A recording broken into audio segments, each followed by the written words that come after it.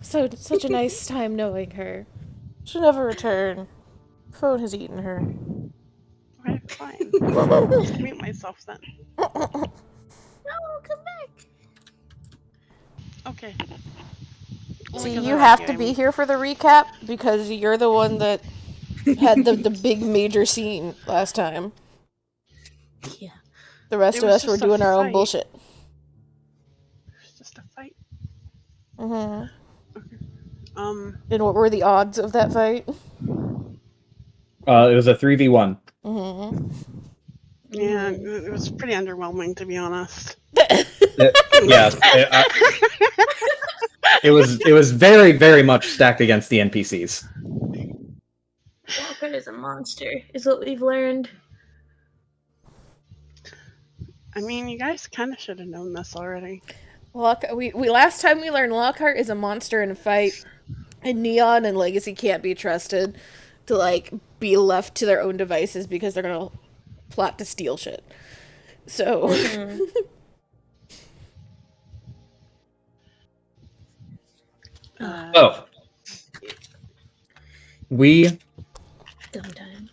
I'm going to skip the recap because I'm bored. So we're going to go right back up from where we left off. Which I believe... I need the recap for that. I believe, Lockhart, you had sent a message to Legacy or Kaya or both, asking for help to get a bunch of motorcycles. I called Kaya and I said, hey, can you and Legacy beat me, like, around the block? Is what I said. Mm-hmm. Oh boy. I did not specify why. Alright. So, y'all venture down to meet Lockhart for whatever reason.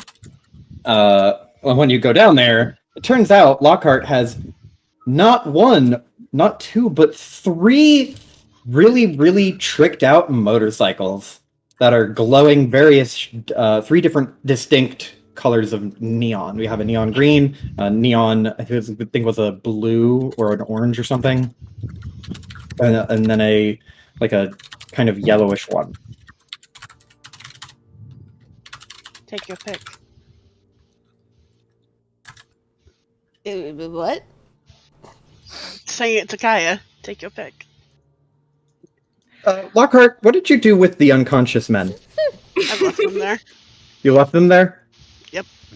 Okay, so Kaya and Legacy, yeah, you in the corner, and you see Lockhart standing there, bit of roughed up, like a bruise on her cheek, like probably really ruffled suit, definitely just shaken around a bit, and then a couple, I think you had a cut or two along your face, and then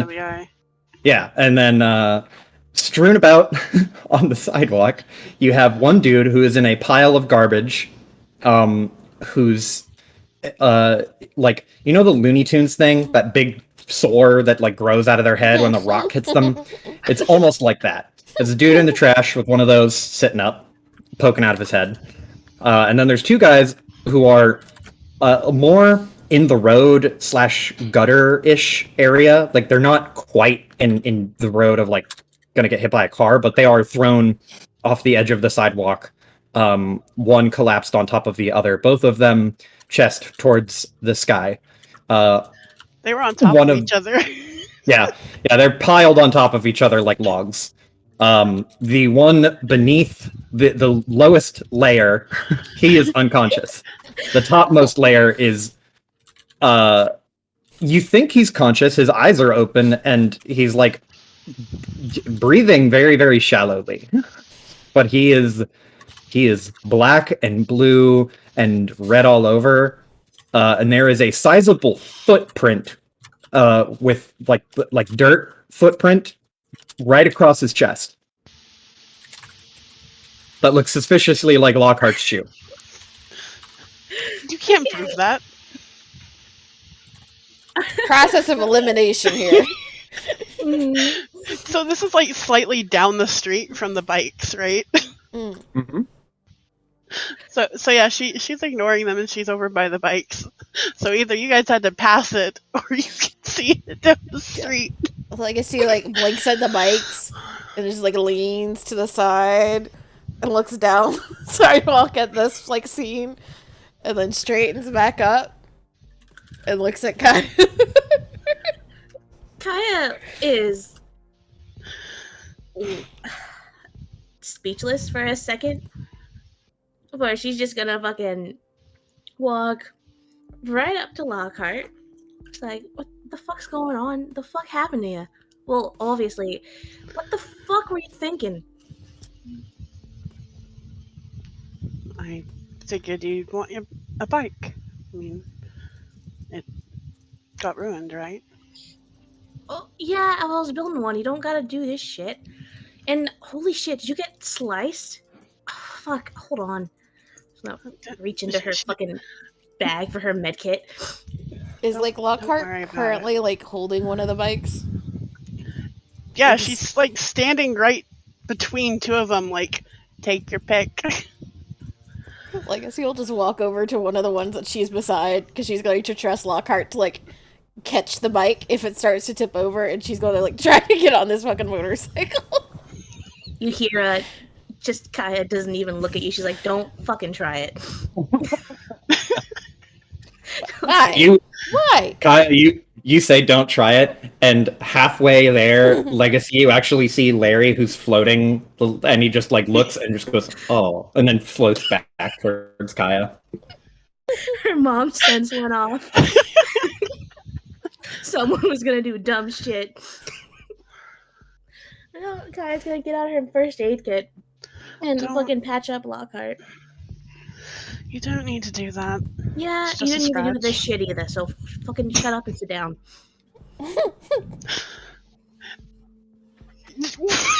Did you just tell her to shut up and sit down? Yeah, she's got a med kit out. She's like, all right, fucking, gotta patch up this. Gotta fucking, just still fucking bleeding. Lockhart blinks, a little stunned, but fuck it. She'll sit down. Okay, you can sit on one of the bikes. Yeah, she rolls her eyes and sits on one of the bikes. Kaya's gonna patch her up because this was stupid that she did. I mean, they're the ones who initiated it. Fucking looks back at all of the bodies on the fucking ground. Kaya, from here, you can tell that none of them are dead, but boy, are they going to be fucked up for a minimum of 3 to 6 weeks. Yeah. Look Dude. at, Are these like bikes for like Kaya and Legacy? Are they clearly enough terror bikes? Yeah, they are very, very like tricked out, meant to look like a gang, threatening, like bright bike ridden, typically in like an aggressive, loud fashion. These are loud bikes. Legacy has started towards the bikes again. Well, Kaya, you were supposed to win one of these anyway, so yeah, but I mean, and you gotta have a bike until you build your other one, even if you don't want these. Or you can use it for parts. yeah, look, you're right. It just, well, fucking, whatever. We can walk them. I can strip them. At least make them look different. I don't want what If you don't other friends fucking with us. If you don't want them, I'll go sell them, but I figured I'd give you the option first. Appreciate it. I can take a look, see if any of the pots have got out better than mine. I mean, you could always take one for yourself. And Kaya, just you would know that the parts that you ordered for your bike, just the over under on how much time and energy it would cost you to go from the frame to mounting the engine to getting the shocks in place, mounting and bracing the tires, getting the front forks aligned, doing all of that in an apartment, mind you, in your apartment, split between like your room and your living room, is it's not easy. You've just done it before, so you're familiar with the process. Having a full tricked out motorcycle here, you could build off of and modify. That could cut your lead time in half if you wanted to do that, but your bike would be more of a different style and body shape because you're not building it from scratch. Hmm. It wouldn't be something that affects the performance, at least not in a way that you would notice, because you're probably not going to go out on the space rail again. So you will. I do say that. So until you go out there, you'll be able to go fast and slow as normal, and you won't have any issues with this bike performing as illegally and quickly as a gang bike could. Okay. Well, once Kaya's done fucking patching up Lockhart, she's just gonna like survey the bikes, look at the parts. Legacy is now on top of one. And now on top of one. So don't touch any of the buttons. I mean, to be fair, I think Lockhart has the keys. Yeah. She does. Mm-hmm. They'll have little Punisher-looking skulls. Of course they do. It's And like, don't worry about them fucking with you. They should know not to. But if they do, feel free to call me. she's gonna fucking stretch her shoulders. Alright, sure, fuck it. I mean, already got what, fucking 3 bikes already here? Might as well take them. See if we can make them. Lockhart, you like move to position yourself, like kind of sit up on the bike, and the moment you just adjust yourself, you're not even really like moving to a new location. You're just like doing that natural walk and talk in the same area thing. And the moment you try to move away from the bike, Larry flies in front of you and holds up his hand and just goes, "Fucking sit down." No.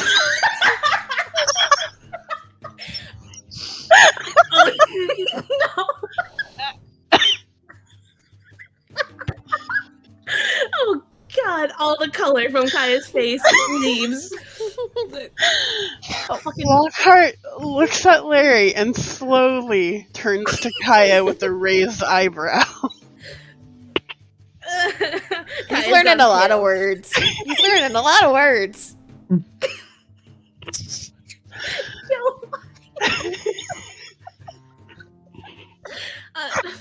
Larry, you don't talk to friends like that. That's rude. Larry turns to you and just like he looks like confused and like disappointed that he did something wrong because he was like, "Oh, I thought I had it." She's gonna like pat him on the head. He's like, "You're doing good, bud. You're learning, and that's good. And we're gonna talk about stuff, and we want to learn, but she's just trying to think of like, how do I phrase this to him of context? It's like, all right, she can get up now. I just wanted to help her." Larry looks back at Lockhart and looks at Kaya, looks at Lockhart. His face is just totally expressionless as he's just kind of processing everything. And then he looks back to Lockhart. And then it's very uncanny, given that Larry has a totally different body shape than Kaya. He's not humanoid shaped at all. But the way he shrugs is very, very much in the same vein of like, it looks like the kind of shrug that Kaya would give.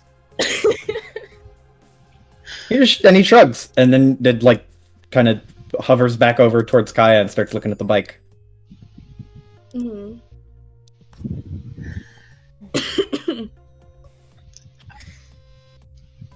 Sorry about that, Lockhart. She's learning a lot today. Jesus fucking Christ. Fucking sorry.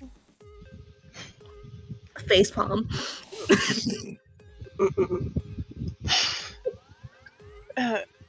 It's okay.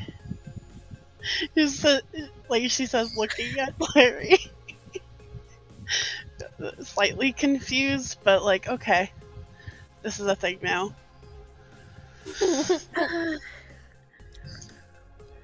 Okay. This is the You know group what? she has joined, apparently. This is her life now. Is this her life now? Okay, you know what? Let's just get back home. Yep, just gonna ignore all of this. Let's just get all of these fucking bikes back.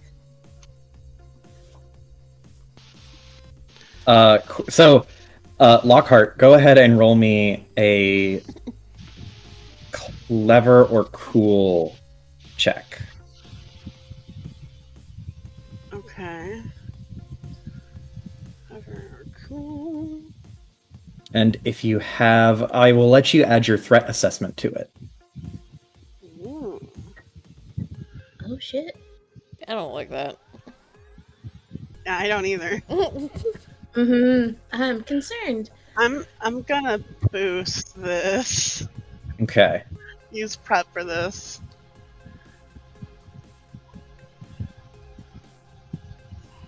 Holy shit! What a roll. Okay, so you hear Lockhart just like, okay, let's get these bikes out of here, get off the street. Just kind of disgusted, looking at the the stacked dudes on the ground.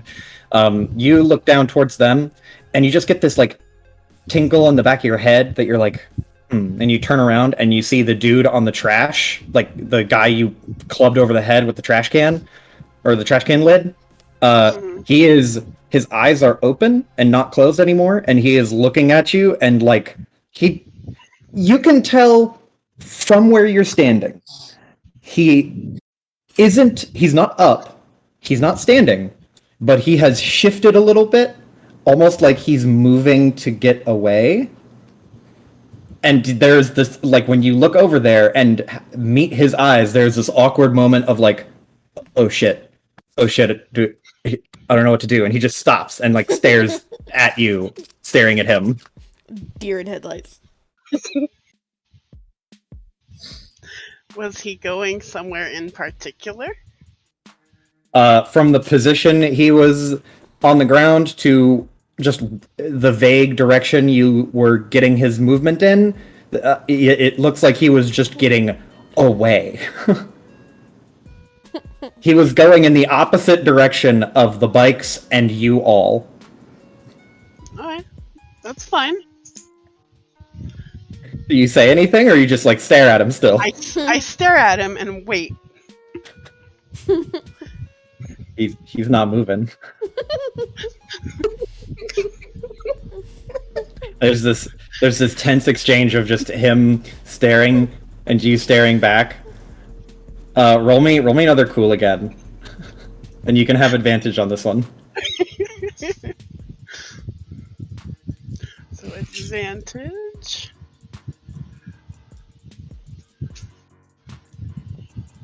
Actually, so you would be tough, so you can add 2 more to that, right? So that would be 11. Well, and it didn't roll advantage. Oh, it didn't roll advantage, so roll one more d6. That advantage mechanic in the sheet always fucks up for some reason. Okay, Yeah, and that's real dumb. If it was tough, 9, Yeah, it would be 2 11. Okay, 14. so 9, 11, 14. Yeah, so with a 14, you like stare at this dude, and there's this moment where like the camera's just flipping between you and him, and you and him, and it's getting closer and closer to your face, and then you can see the sweat beads starting to form on his brow line, and then it just looking back at you just raise one eyebrow like slightly, and the dude just immediately scrambles, like fumbles over the trash ass over end, and just and then just fucking gets up and starts hobbling away, running as fast as he can, which isn't fast. He like gets up and trips a little bit and falls on the ground. He's like he's made enough noise and commotion at this point with his like awkward dash followed by a horrible spill onto the concrete that everyone just you all look up and you can see this dude who's clearly a biker. He's clearly one of the bikers.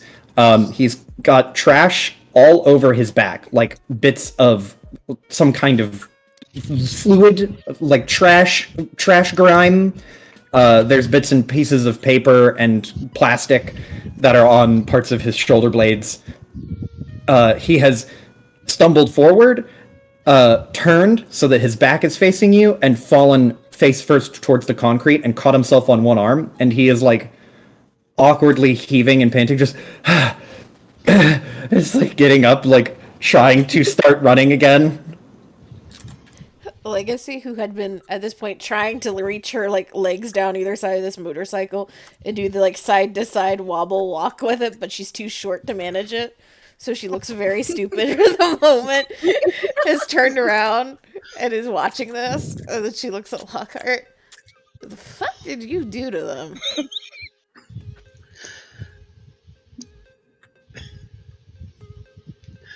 I didn't do anything this time. That's some bullshit. And she goes back to what she's trying to do. And as she says that, she's still watching the guy. She doesn't look at you.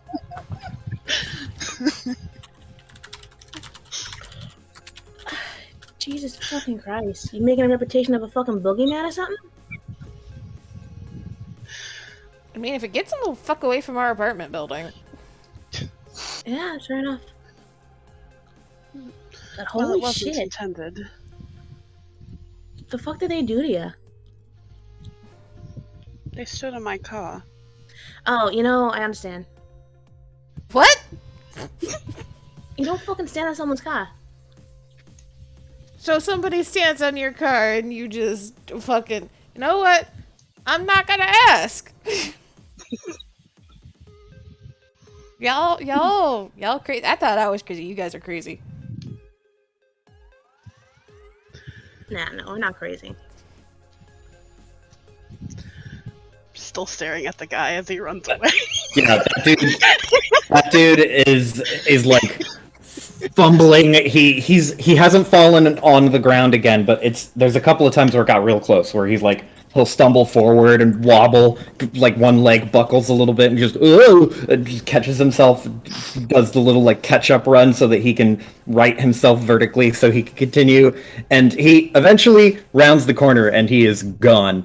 Rounds the corner in the direction away from the apartment block where Legacy and Kaya's apartment is, just gone. Left his other two compatriots on the ground in a pile. Once he rounds the corner, she finally turns away and goes back to trying to move the bike, as if nothing happened. Jesus fucking Christ. Okay, so I will say that you all, with a decent amount of effort, it's not too bad considering Lockhart and Kaya are big enough to scoot the bikes, and Kaya could ride that. And Kaya could ride a bike all the way over there and then run back and get the other one while Legacy is having her fun wobbling back and forth. But in like probably 30-ish, 35, 40 minutes, you have moved all the bikes onto the street corner out front of where your apartment is. So more than likely, nobody's gonna touch them, because these are gang bikes, and if anyone is going to mess with a gang bike, it's going to be another gang. But the Terabyte boys, they have a bit of a reputation, at least now. They have started to get a bit of a reputation at this point. So nobody is going to touch them. I think the phrasing that you're looking for is they were getting a bit of reputation. That's yeah, fair.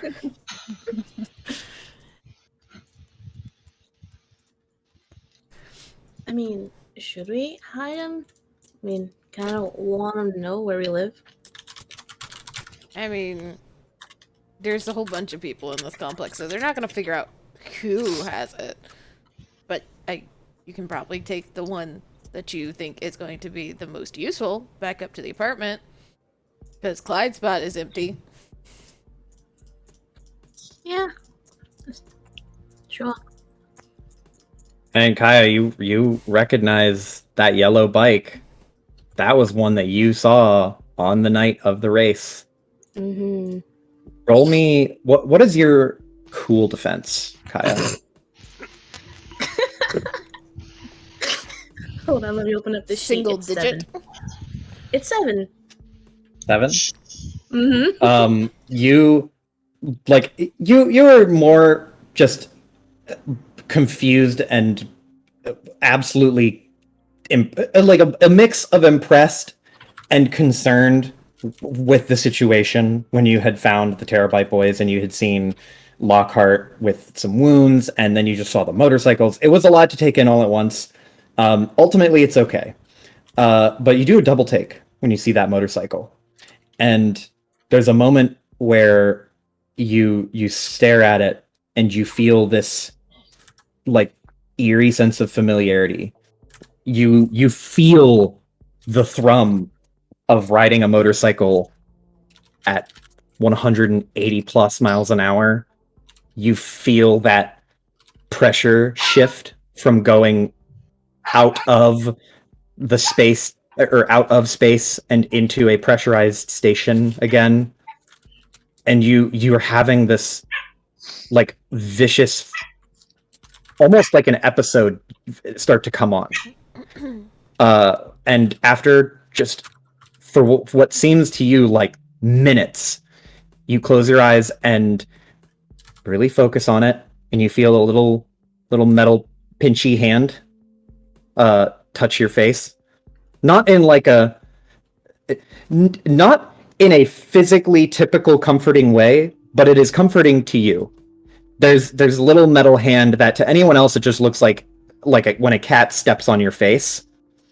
But Larry has like floated in front of you and put one of his little clampies on the edge of your nose and kind of pushes your nose down very gently. And he doesn't say anything. He just looks at you and blinks, kind of tilts, not his head, but his whole body, because his whole body is kind of his head, like a confused dog.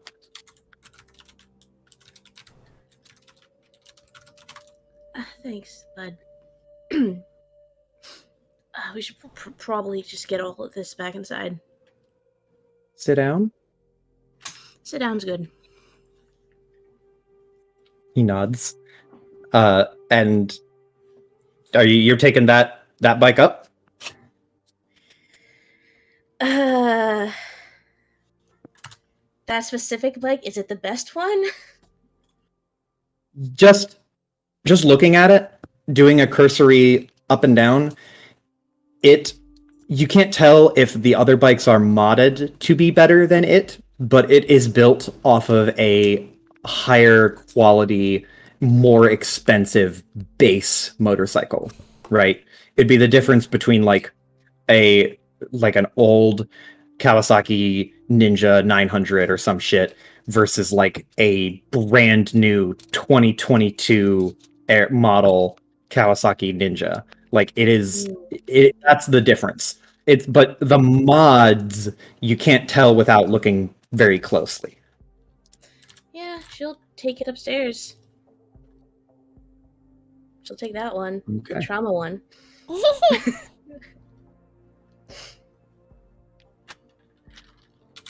Okay. So you wheel the bike in. It's something you've done many times before. And it still feels a little awkward because it's a big thing to wheel into the utility lift all the way back. But it's fine. There have been people who wheeled bigger, dumber shit in here before. You go up to your apartment, carefully maneuvering it because this bike has a longer profile than Clyde did. So it has a lot.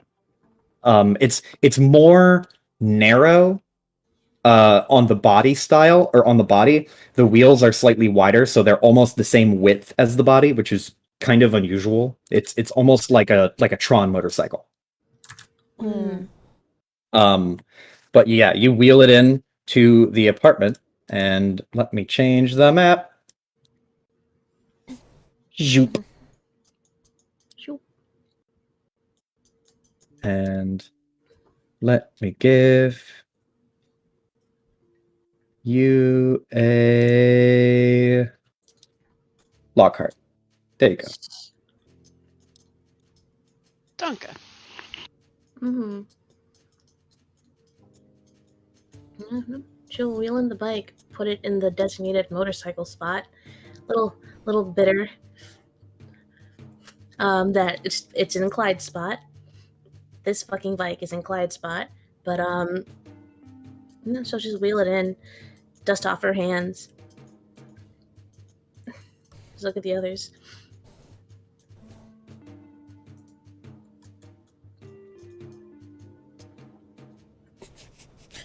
Legacy just like walks in and like throws herself onto like one end of the couch, looks over at Neon, jerks his thumb over at Lockhart. She just kicked the ass of a whole bunch of terabytes on the street below. Stole their Oh. bikes. Well done.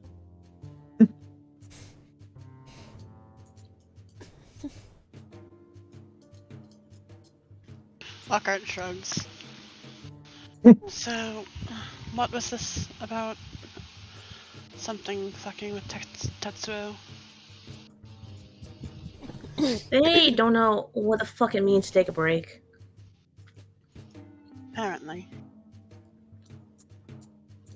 We found a relatively unguarded defense lawyer.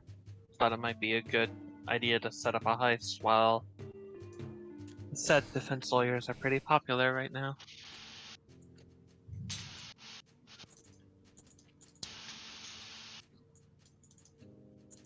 Yeah, apparently Neon and Kaname went to his house last night and bought drugs from there Stole. and bought. As a reminder, it wasn't just like a handful of drugs you stole. You stole what amounts to a poorly used chemical weapon. Like that is the drug you got, was a powdered Agent Orange. I and Legacy, remember. Okay. It's just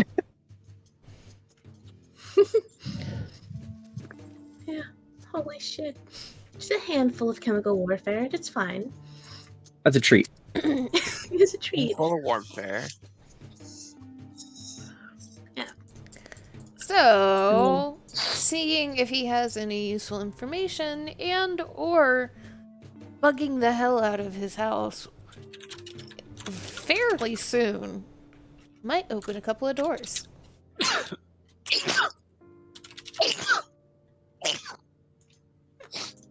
Bless you. But from what Neon says, the security that may or may not be there is a little bit more your alley. And she looks over at Lockhart and smiles. When you guys were describing what Neon did the night before, Lockhart had a look of like, okay, and continue, and like, why am I here? And then you say that. It's like,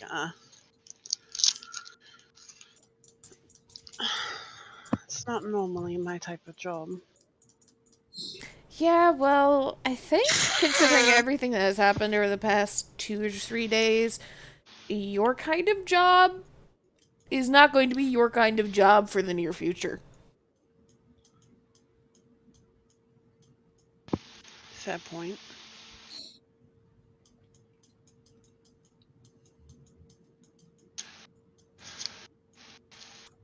So what? You just want me to take out some bodyguards then?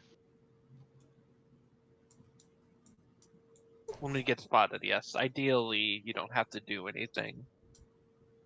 You're there to rush in and help secure an exit point, should it come to that.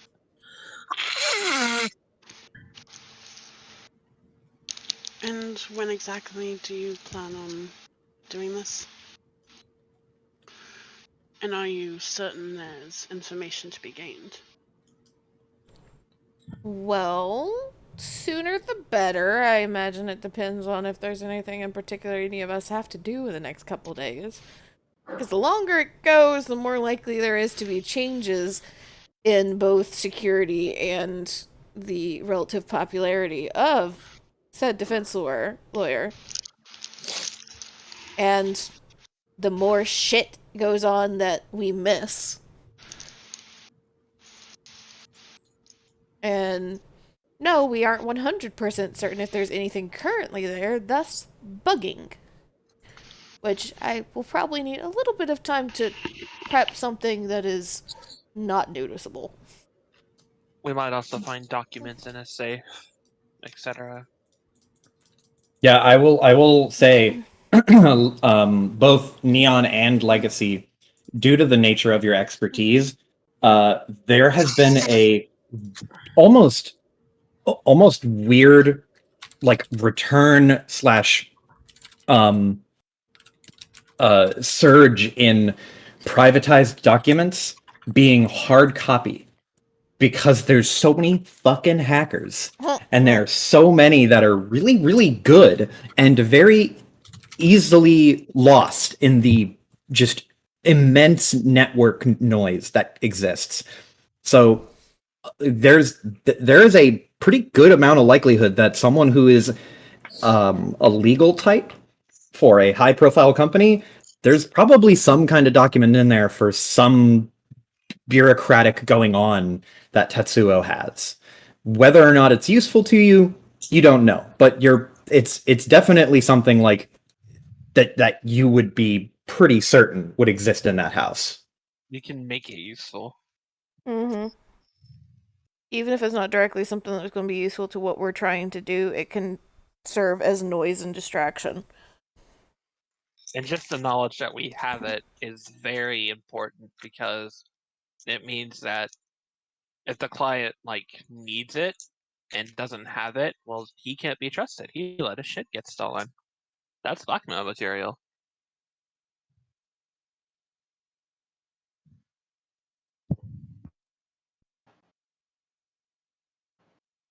Okay. So, Anybody else's audio cut out? no, I'm still good. I can hear. I can't hear You anything. can't hear us? Okay.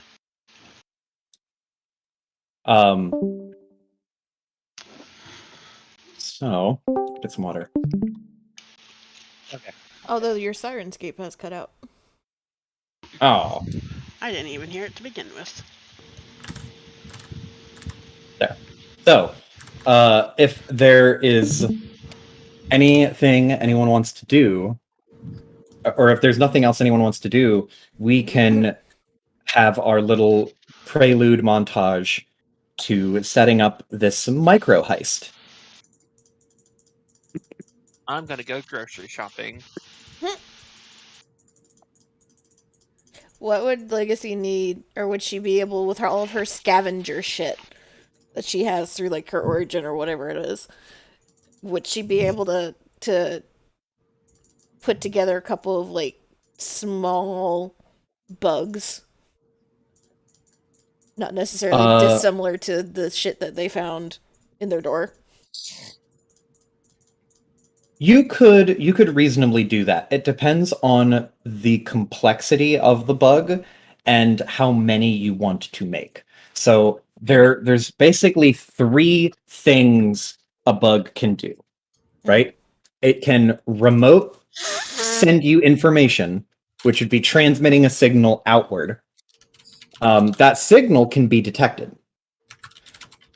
And you'll remember from the bug that was planted in your home, it was not detectable via transmission because it wasn't transmitting, it was just recording. It was basically like a like a recording mic with a USB hookup. Mm-hmm. That is the other thing. You can make a bug not transmit, which will allow it to potentially you could potentially have it store the data, which is a lot easier to do, and it would not be detectable. The trade-off is that you would have to go back and get it. The last bit would be if you want to make your drone, if you want to make the bug resilient or not. If you make it really, really resilient, that would make it more difficult for someone to pry into, or difficult for someone to pull information out of. So if they found it, they wouldn't necessarily be able to know what it heard, and they might not be able to break it. So it's a handful of things, whether you want it to transmit, whether you want it to store information on it, whether you want it to be tough or have a small profile, things like that. Okay. Let me ponder that for a moment. Yeah. I will say, Neon, while you have been hanging out with Legacy, there's been some information gathering from Conoco, and you would get a message from her basically saying like that so the mansion's gonna be dead for a while. Seems like the guy's not happy. His son threw an absolute rager, and there was a huge drug sale. A huge, very high profile drug sale. It wouldn't have been as high profile, but there was apparently a very there was apparently a theft of some kind. And of course, when there's theft, the police always have to get involved. And she sends you a little news article, like a link to a news article that shows the lawyer's house, and they are that lawyer is under fire for having, like, first off, his like the sale of illegal material in his house is one thing, right? The fact that his son threw an absolute rager, that's another. There's also just a guy who died somewhere along the line, and they have no idea what that's about. So there's a whole fucking, this is a PR nightmare. It is an absolute just horrendous series of oh, oh, oh. And just reading this article, you get some affirmation that kind of helps you rest a little bit easy, which is you were able to literally get away with murder. So there was no recording equipment for that evening in that area. So nobody would have seen you or the guard or anything. Likely there was no recording equipment because they didn't want anyone to be implicated for drugs. But once there was a robbery and that one fucking dude made a stink about it, then the police got there, and then they found a body, and then it turned into this nightmare. So it went from zero to 100 right as you left.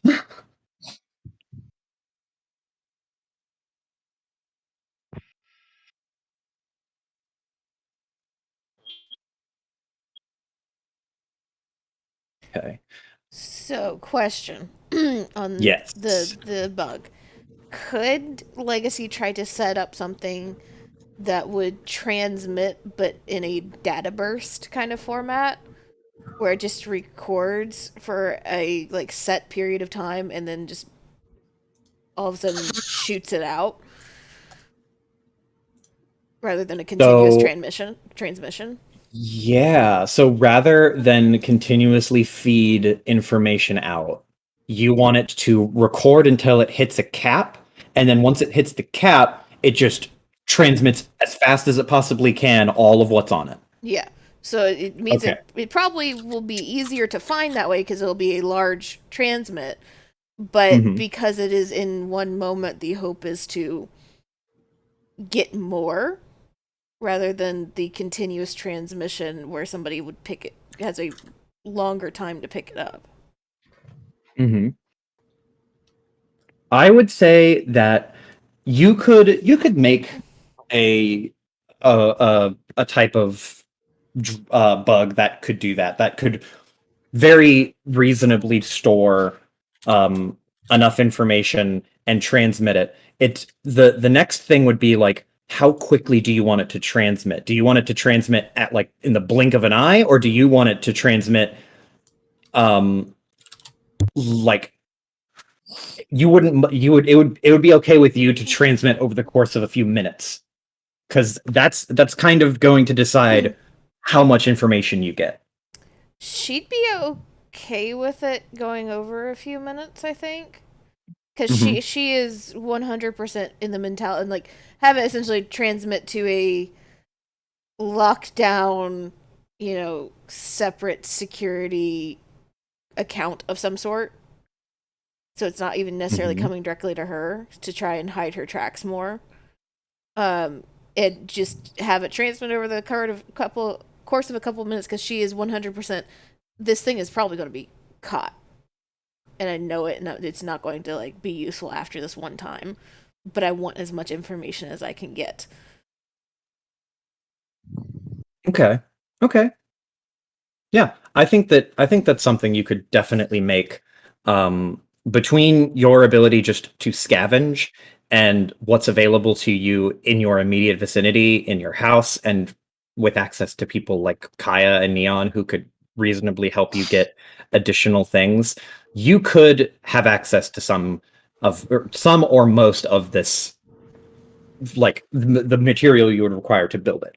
It'll take time, but you can do it. How many of them could I reasonably make over the course of like 3 or 4 days? Over the course of 3 or 4 days, if you busted tail and used up every last nook and cranny, you could probably make 1 to 2. It depends on if you were. It depends on a series of rolls that it would take for putting things together in the way that it might break if you were to make a mistake. Hijack theoretically could, but Legacy is not going to push her luck with Hijack currently.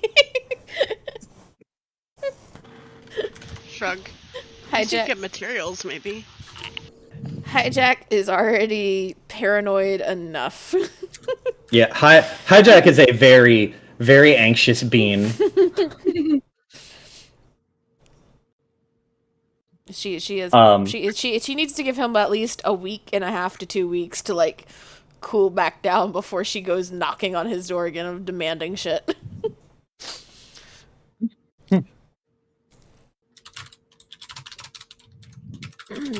but yeah, if you wanted to make more, if you wanted to make like 4 or 5 or so, it would take a bit of cash for you to go and do that. But you could. It's easy enough for you to make enough cash to go and do that with like a handful of side work that you could do over the course of maybe a week.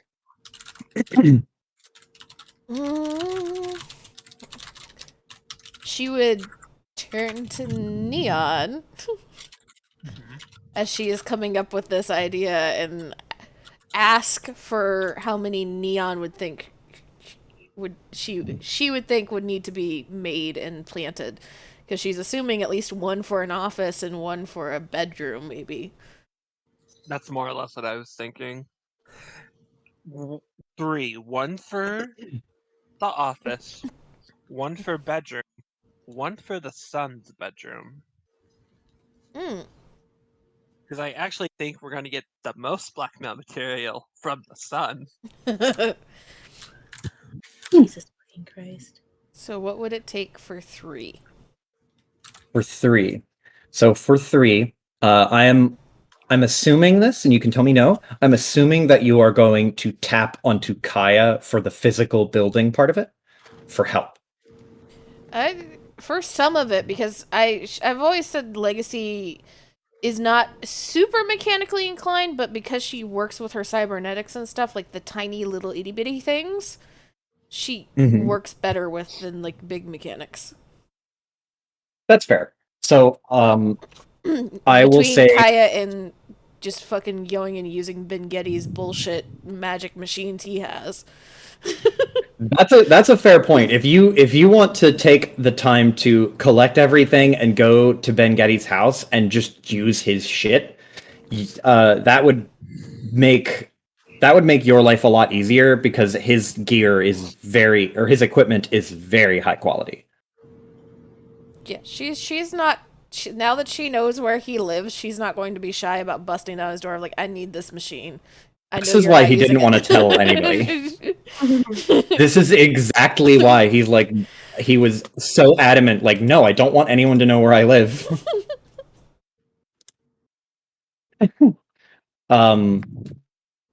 But yeah, you could do that. I would say it would take probably 2 roles, one for the software aspect of it, putting together the necessary like scripts and code so that it will record when it picks up a certain audio level, and then once it picks up a certain audio level, it will record until it is done and then transmit.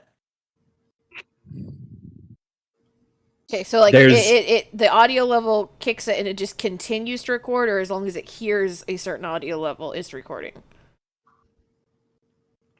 Yes, and that's yes, sort of there the was trick. Two options. First or second? Oh, the second one. The second one. Sorry. So the second one. So like you could. We won't go into like the nitty gritty logic of microphone tapping or whatever. It's just a matter of like my GM fiat handwave is, if you tell me how much storage you want to put on it, I will tell you what you get from it, because you don't have to decide like, oh, I hope that I set it so that it triggers at the right time and records and doesn't just pick up like the dog sniffing it. Okay. Yeah, so I'm hand waving that part because that is like, that would be way too into the weeds for it is beyond the scope of the role play. Use movie magic. Yeah, it's the movie magic. Yeah, you get dialogue. You don't hear the air conditioning going on for 10 hours. Yeah, you'll get useful information. The trick is the size. It's like, how conspicuous is it?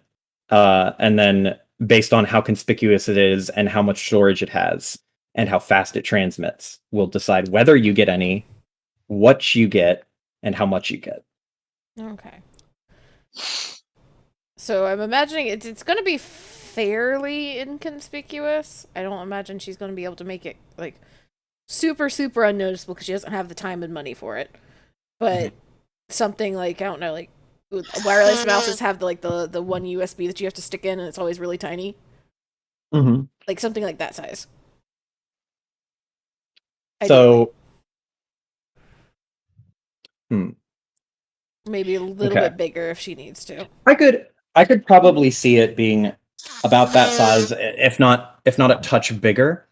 And that would be good, because it's not going to be as small and minute as the bug that was planted at your apartment, but it will be small and minute enough that it's likely that it'll get you something before it's discovered.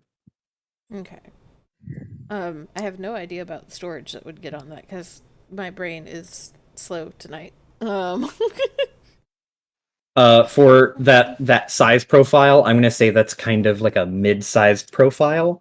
That'll get you like probably, I would say, anywhere from like a short exchange, like a handful of sentences back to back, to maybe the one side of a phone call, of a brief phone call. Like if you hear someone talking in their room or office, you could hear just the person, and more than likely get all of it. Okay.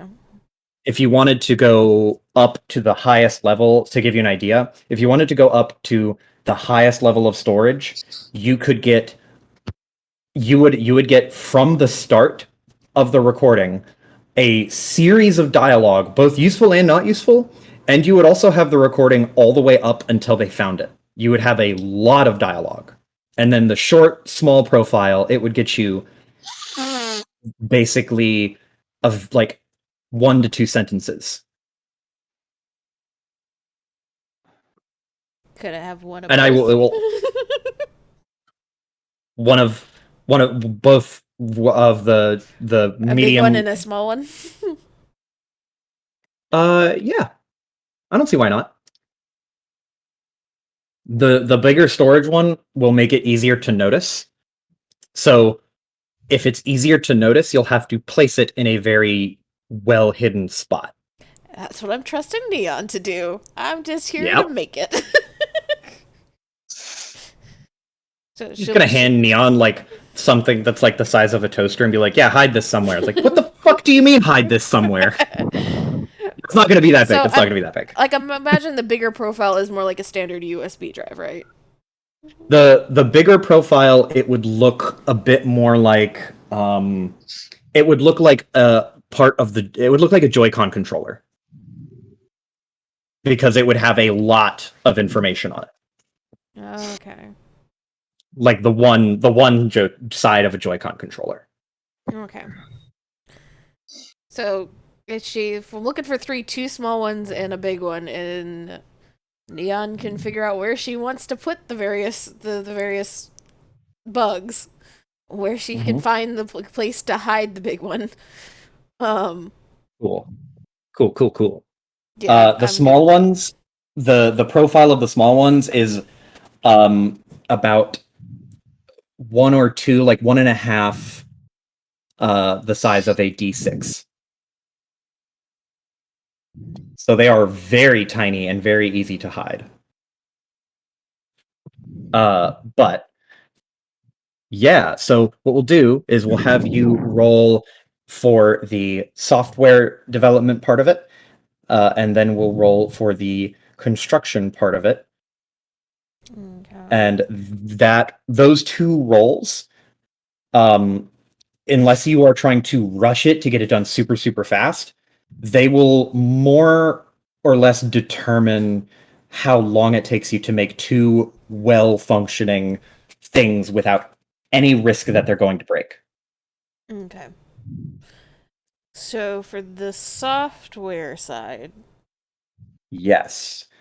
This is one that you will probably pass, so I'm less convinced that I need to go into the details on it, but it will also function under similar rules where you will roll 1 check for each type of bug you are creating, so you'll roll twice.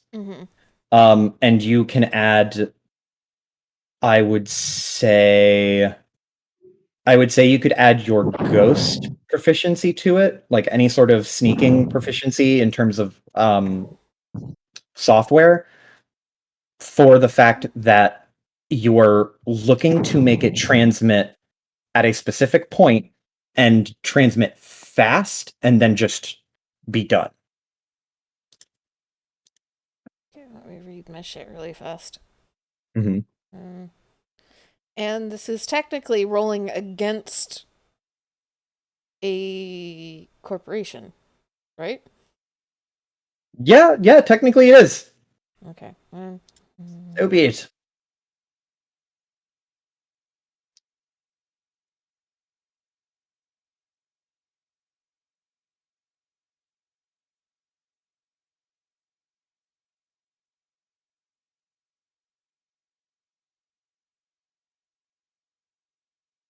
Okay.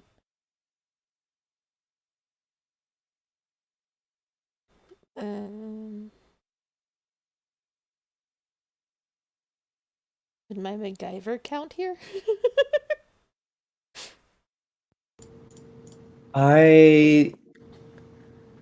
Wait. What is the specific wording on MacGyver? It's just a random specialty you let me pick up after I started making EMPs out of cell phones.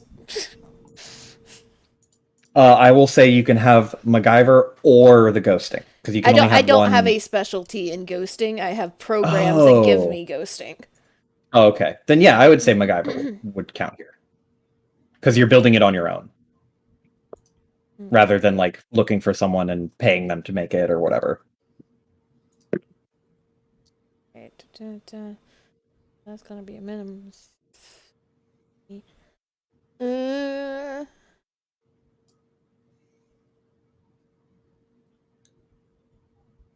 That's not gonna help me at all.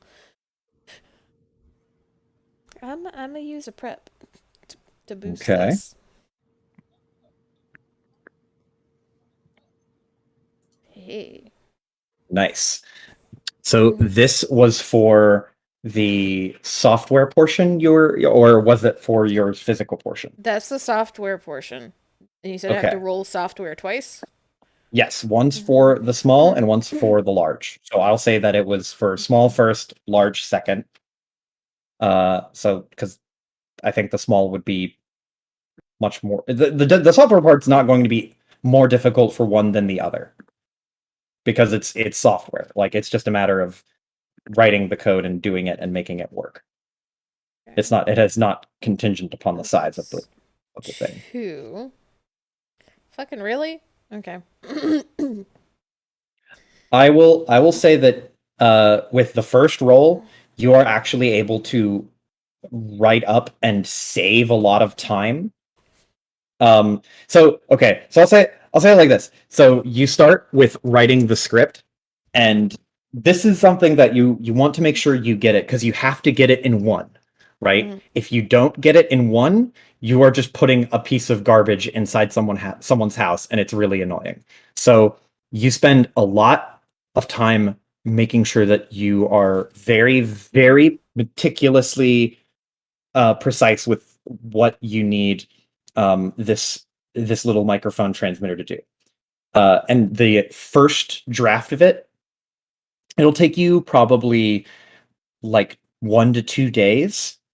But after you've gotten that successful draft, the actual second draft of it is just taking that, copying it, and changing a handful of numbers. So that would be nothing. So for a full like 16 hours, 2 full days worth of work, you would have the code for both the big and the small. Okay. Done.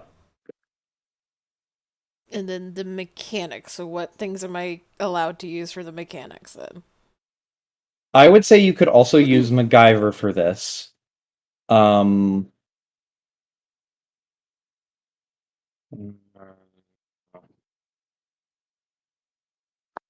If you have any sort of abilities or cash to say that you went and bought extra parts, you could do that. You could spend a prep, but other than that, it's going to be very much a similar role. It'll just be a slightly higher DC because of the nature of like you're less like you're making something that did not exist before. Okay. I guess I'll have to use prep for this because I only have 1 cash and I'm trying to save up for other shit. What did my fucking stream crash again? Yep. God damn it! So 1 Sirenscape. And then 2. Hey. Good fucking Lord. Have mercy.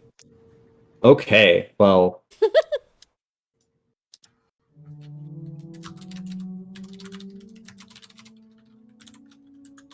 So, I mean, you start to work on it, and you're about to like start building something, and then you stop, think for a second, and then walk back into your room, and go over to that little cage where you had the initial bug that you pulled out, and all of what remains of it, and all of the notes you took from it. And you look at it, you look at the notes, You look at some of the scraps pieces that you still have, and you just copy that. Like, fucking, why reinvent the wheel? So you take that and get a way faster head start on it. The small ones, they take the most time because they are so tiny. But again, once you have one of them, it is cake to make the second one. It is cakewalk. It's so much easier. And the big one is just by virtue of being larger, it is easier to work with. So you have more space to maneuver around. It's a lot easier to like maneuver and place everything in such a way that it works, and the power source isn't going to touch or short any cables or circuitry. So with a very careful amount of time, you could take an extra day and have all 3 done. And so I'm also assuming that you are going to raid Ben Getty's house because Ben Getty actually has a circuit board printer. Yeah. So she's 100. Ben Getty's not going to be able to get rid of her at this point when she wants to build shit. Oh god. So you've got a good idea of what you're doing, and we'll say like in as like a narrative way, you on your journey through building this, you go to Ben Getty's house. When you walk in, you notice that Cosmic is still there. It's been, a few days at this point.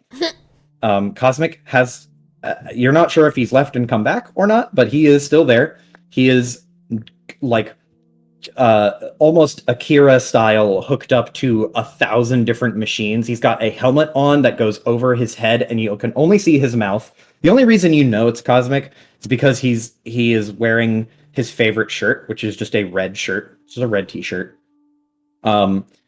But he's wearing a red t-shirt and his typical cargo shorts. This pair, instead of being like a brown color, are black. Very, very stylish. But this helmet, it almost looks like the helmet from Wolverine's like origin story, where he wakes up and it's covering his eyes and the back of his head and his ears. And you see on each of his hands they're not really gloves. There's no fingers. They are almost like an oven mitt, like a really strange type of oven mitt, where you clearly insert your hand into this like device. It is entirely encompassed. It entirely encompasses your hand, and there might be like some type of control in there or whatever. But just looking at it looks like some kind of very bizarre shaped electronic glove device. Totally alien, weird bullshit to you. But the idea that you're starting to see come together is that this like pseudo digital full dive hacking suite is going to allow your brain and your hands to work in tandem. So you're not actually having to there's the communication between the two is going to be like nigh instantaneous, to the point where you are able to code and hack as fast as you are able to think. That is just looking at it and like seeing everything. It is going to be insanely powerful. And as far as you're aware, this is the first draft Ben Getty has done. Okay. So roll me just a straight clever check. No additions. I don't like that. No additions. You can boost it if you want. I don't have a lot of prep left. You've still got to do a heist too. Okay. So you see all of this technology. It is insanely complex. But still, you can see the theory behind it very plainly. And at one point, Ben Getty would get your try to pick your ear on it because you're a hacker. So this is kind of your turf by comparison. And partway through this conversation, he would eventually go into well, this is just the first draft, so it's not perfect, but it does work. It does actually full dive him in, and I can track his brain activity, and you can see you actually see all of these monitors and brain scanning equipment that are it's just looking at it. This is stuff that he has repurposed or built for this machine. And you're getting the sense that this is this gives you not an uneasy sense, but a distinct familiarity with how he just backdoored his way through Tetsuo's security, and he just kind of knew that. This seems to be this to you seems to be somewhere in that same vein. With the nature of how fast he was able to piece all this together, it's almost like he rediscovered something that was already there. Oh boy. She would catalog that as a Lockhart and or Kaya conversation for later. And she would answer any of his questions he has because she thinks this is fucking cool on some level. Mildly concerning, but cool. But she would also very, very pointedly double check on Cosmic a few times in amongst her circuit board printing and bug building things. I'm just like, yeah, you're okay, and there you're not moving. Yeah, so for all intents and purposes, you would try to talk to Cosmic, and his body, for all of the machinery that's hooked onto it, Ben Getty would explain, oh, he can't respond, not while his brain is currently operating. He's still alive, don't worry. It's not like he's dead, and he can still come out of the machine, but it takes 45 minutes. 45 minutes for him to get out once he's in. What's for him to get out? It's just 45 minutes for him to get out once he is in. Yeah. It's a lot easier to get in than it is for the process of unhooking and getting out of the full dive.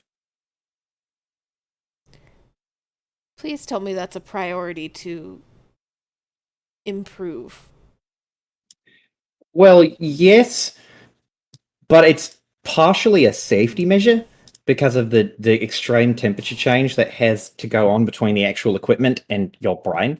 There has to be a lot of very careful monitoring going on. That basically, if your brain gets too hot, you'll just die. Which you probably knew that, but can't be safe. Just revisit that. Either way, the thought part of the design in the waiting game is that the machine has to cool down enough that it can disconnect from the brain in such a way that the temperature change won't cause a brain hemorrhage. So it's not a problem so long as you don't rush it. It's not a problem so long as you don't need to get out of somewhere fast. Well,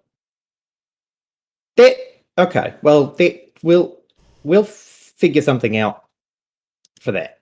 I'm going to work on it. Okay. It's not perfect. It'll be fine. He's not actually going into a like hacking situation now, so there's no reason it would be dangerous in any way.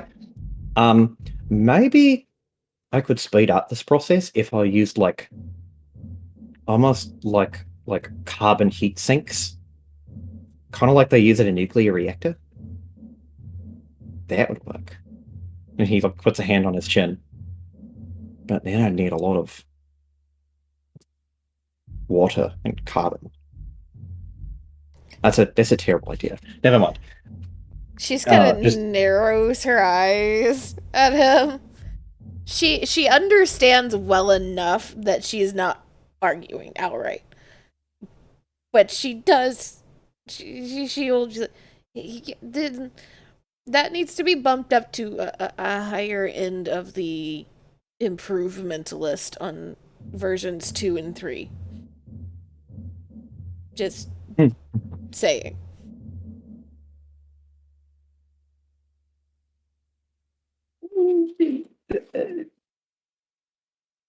Yeah, she's not being hostile about it. She's just like, You realize I have in hacking have needed to run many times.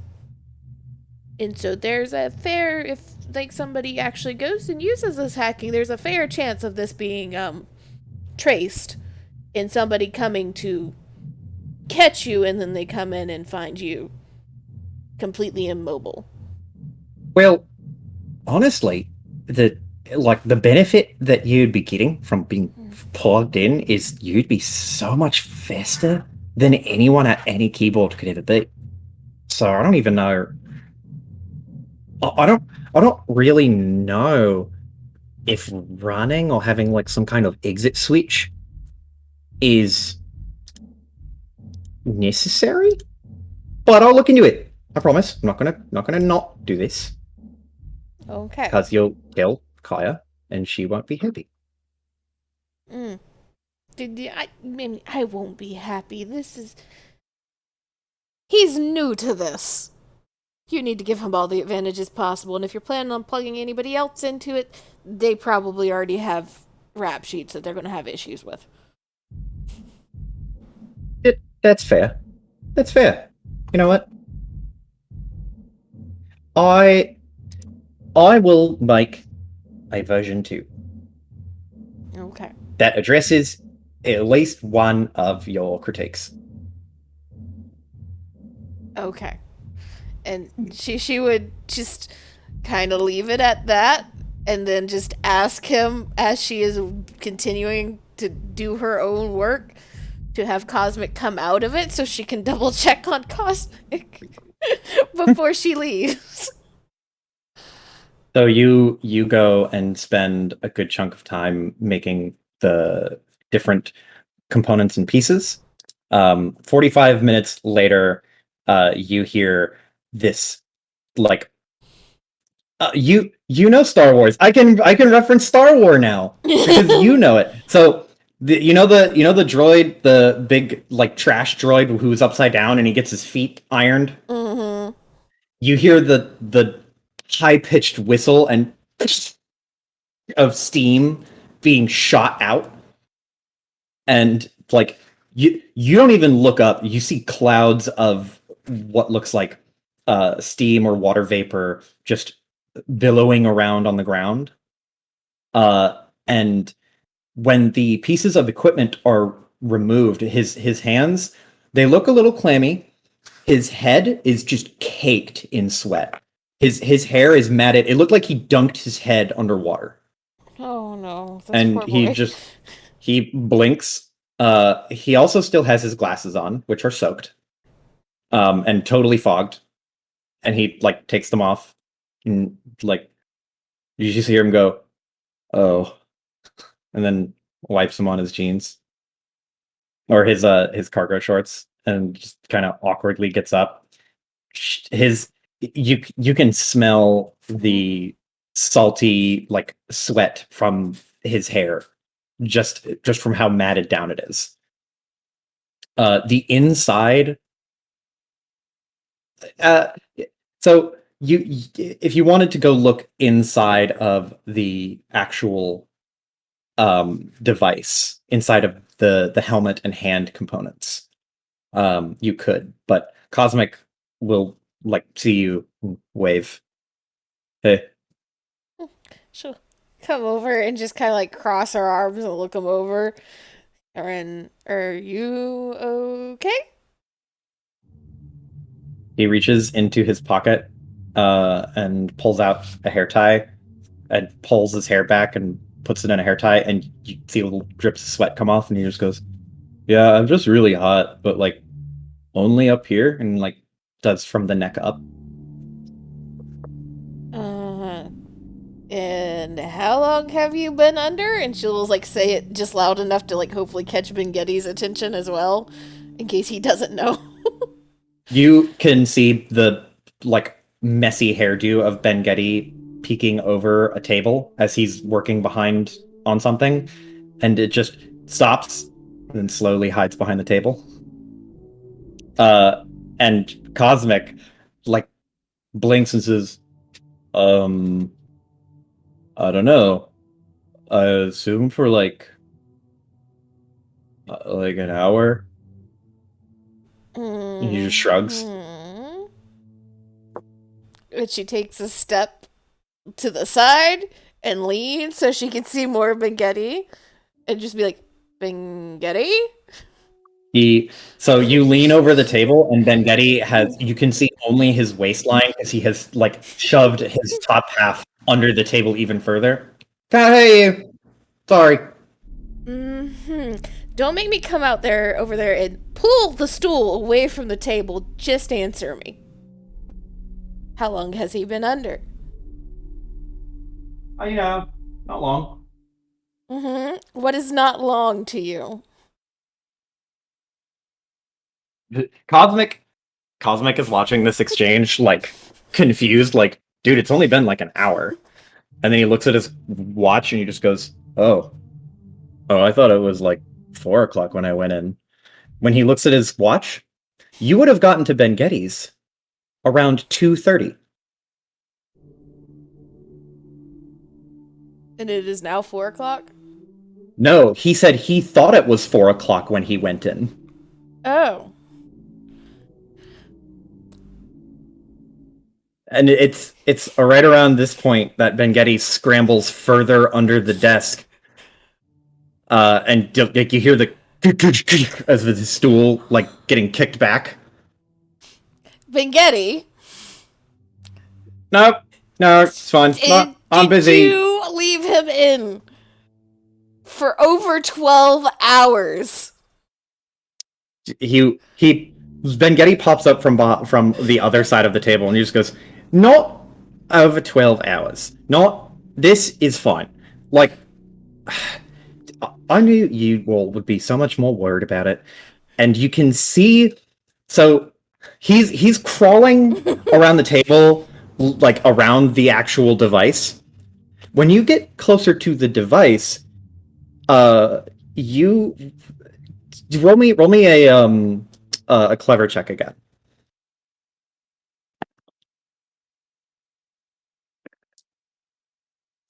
So within 11, you're like you're doing that thing where you're like kind of following him around the room, like trying to keep him from scooting away from you and getting out of this. And the way he's moving draws you closer to the machine. And when you get close enough to the machine, you can see inside the helmet component. Inside this helmet component, there are a series of what appear to be some type of needle that would like be very close, if not in your head. And on the arm piece, you can see there is like you don't have medical expertise in any way, do you? Not expertise. She knows a little bit because of the shit that happened to her, but not anything she has studied. It depends on what Okay, you're so talking about. you don't need to be a crazy medical expert. If you have some exposure to it, you would be able to recognize an IV. There is a nutrient feed that comes down the right side through some metal cabling. Oh, God. She just like pauses as soon as she sees that, and then slowly walks back over to Cosmic and just like carefully like takes his arm and like turns it over to see where the needle would be. You turn over his arm, and on his arm, right where the needle would go, you see a small metallic, almost like a port, almost like a small metallic port. Hmm. Mm-hmm. He looks at it and just goes, "Oh, that's for the machine. I had to have that so that I could interface with the machine." Yup. Okay. She just kind of takes Cosmic's arm, steers him over to a stool, sets him down on the stool, He looks really and confused. starts towards Minghetti again. Vengetti is like you didn't see him move, but he's behind the device now, behind this gargantuan, like almost throne like device with this horrifyingly strange helmet and like hand mechanisms of some kind. And you walk around and you see Ben Getty looking around the other side where you weren't at, and he turns and just, no! So, do you like it? Leans against it. Minghetti.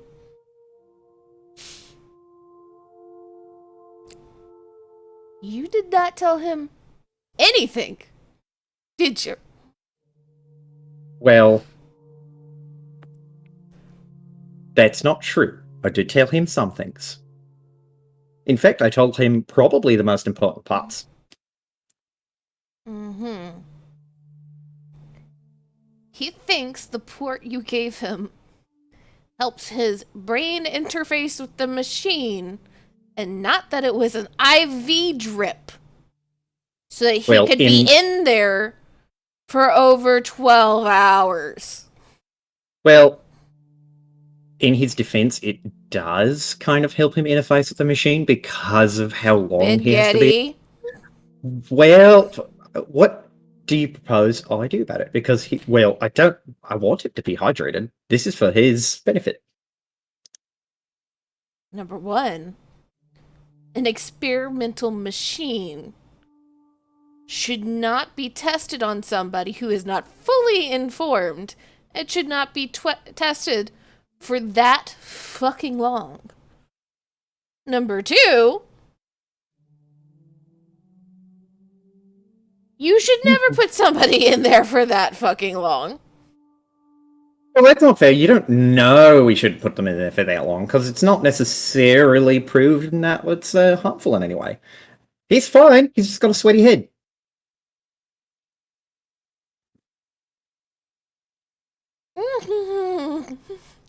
Are you still mad? See, her hands clench, and then slow breath, and eyes closed. I'm gonna call Lockhart and Kaya. I'm gonna call them. Don't please don't call them. I will make it right. I will tell Cosmic exactly what's going on, so that he can, if nothing else, explain it to you in simple terms, so everyone is on the same page. Simple terms. Yes, simple terms. Minghetti. Dude, number one, do not insult my intelligence. I know exactly what's happening here. That's not what I meant. I know more of what has happened here than Cosmic does, because you lied to him. Because I assume your volume level is carrying. Yeah. So you're like you're at this argument. Cosmic like leans around and raises an eyebrow and just goes, Should I go? No, I mean, yes, you were going to go home after this, but Bengetti is going to tell you exactly how long you have been in this machine, exactly what everything in this machine does, and everything he has done to you is for. With 100% honesty, and she gives Bengetti a very pointed look. And when that is done, Bengetti is going to go upstairs, make you a cold drink of some sort, so that you can take that with you when you go home and take a shower and sleep. Cosmic looks like you've been yelling, directing your anger at Bengetti, and Cosmic is leaning back just as much because he's like, oh. And Bengetti holds up a finger, it's like, can I just say something really quick? You can, but you better fucking consider your words carefully. I would like to state that this is not the first run. So we've had other successful runs. And how long was he in the machine So- for those runs? Wait, what? How what? How long was he in the machine for those runs? Well, like, not the first run. The first run, it was like 2 minutes. And he looks over to Cosmic, like, 2 minutes, right? You're like, I mean, it felt like a couple seconds, but yeah, I guess. I was like, there is 2 minutes of like dive time, and I guess there's like some sort of weird time dilation because your brain is working so fast. But realistically speaking, he was in there for 47 to 48 minutes, 2 minutes of dive time, and then like the cool down time. Mm-hmm. Bengetti let me shower before this, if it helps. So He you gestures like you went from he two- gestures at him. you went from 2 minutes to 12 hours. Technically, we went from 2 to 10, and then from 10 to 14. Hours? Well, 10 minutes. 2 minutes to 10 minutes. And then 10 to 14.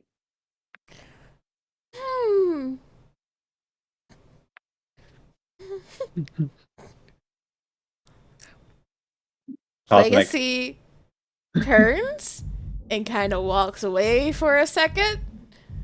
And she picks up something that's about Red Bull can size and weighs it in her hand. And just like slowly turns back to Spaghetti. He's like in this position of like ready to dive to the floor. Start explaining everything to Cosmic now. Okay. Just don't have to throw anything. I'll talk to Cosmic is one of my favorite video game players. I respect him a lot. And Cosmic blinks and gives him a thumbs up. Thanks. So I would never do anything that endangers his well-being more than I could handle. Which Cosmic, for the first time in this conversation, he like furrows his brow and kind of scrunches his face a little bit and just goes, "You endangers my well-being more than you could handle? Wouldn't it be my well-being more than I could handle?" And Bengetti looks at Cosmic and then points to him, doesn't say anything, and then points to Legacy and just goes, from the top. Okay. And he is going to run over and grab a stool and scoot over to Cosmic so that he's facing Cosmic more than he is facing you.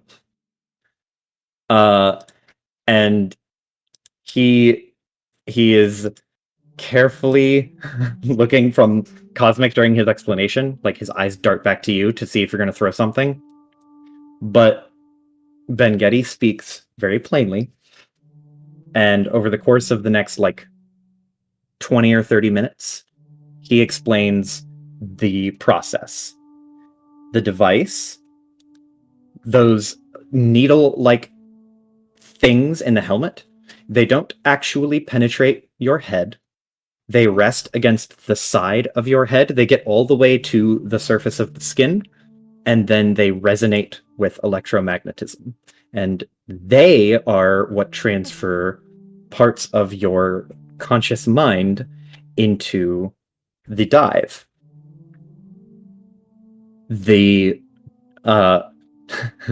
the port, quote unquote, on his arm is literally just an IV port that Ben Getty used a very simple mechanical tool to create and form so that he wouldn't have to keep putting an IV in and out of the poor man, because he was like, well, I need to make sure he gets enough water because this machine is going to generate a lot of heat and it's going to make him hot. And I don't have enough ways to keep it cool, so cool, that it won't start to at least impact him a little bit. But he can keep his brain at a steady temperature, which is why the actual helmet is so large. It's partially operating as a type of, almost like a fridge. It almost has a refrigerator mechanism built inside it, so that it is constantly pumping cold air downward to combat the insane heat that is generated. The hand parts of the machine, where you put your fist in, there is a bar that you grab. And when you grab it, it will operate much in the same way that the helmet does. Those diodes in there on that handle that you grab, once you grab them, there's a short electrical pulse that causes your muscles to tighten. It doesn't hurt. It kind of feels like you get a flick on the wrist, but so it does hurt, but not very much. But the little charge, the little discharge, causes your hand to flex and tightly grip the device. And right at the time that you tightly grip it, you go into the full dive. So you lose contact with your muscles and they stay tightened.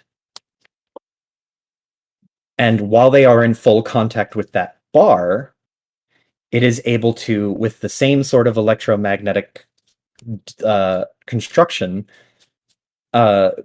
translate his hand movements directly in line with his thoughts.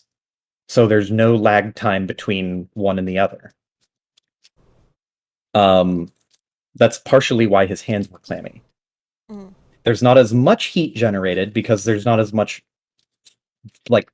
stuff there built to resist it, because if his hands get sweaty, it's not a big deal because they're not going to let go of the device.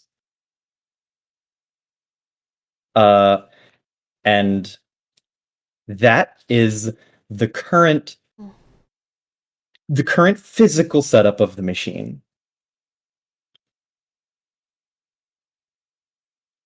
And he has also discovered that there is, in fact, severe time dilation. And it is exponential, which he seems excited to tell you about. I actually have a chart. He turns one of the monitors towards you, and you can see a plotted chart of predictive time dilation impacts, where you can see his estimates for dive time in real time and dive time in the diver's perception, where dive time is on the order of 4 to 5 magnitudes longer than the person who is inside. So they are moving so fast that to them, an hour is anywhere from 10 to 14 hours real time. Wait, so for And Cosmic, it felt like an hour, but he was in there for 14 hours. Yes, Cosmic is moving. His brain is operating at such a high speed that to him, time is moving slower because he is able to process so much information. And to the outside observer, it's much longer. Ben Getty further explains, I sort of thought this through in the sense that I thought about the temperature exchange and that there might be dilation because of the sheer speed at which we'd be ramping up the brain. So this was all like pre-built before the first dive even. Because I knew what I was doing. How is Cosmic taking the new information that he is surely getting from this? He is struggling to follow along, but he's getting most of it. And then when he sees the chart, he blinks at it, and then you can see on the chart, Legacy, 3 very distinct yellow dots. One at 2 minutes, one at 10 minutes, and one at 14 hours. Ish. And Cosmic looks at it and just goes, I don't want to be in the machine for that long anymore. I also am concerned because I didn't eat any food. Am I okay? And he looks at Legacy and Vengetti, and Vengetti goes, well, yes, you are. So the nutrient feed that I had plugged into you, it was actually using a diluted water mix of the typical protein powders that I keep upstairs, as well as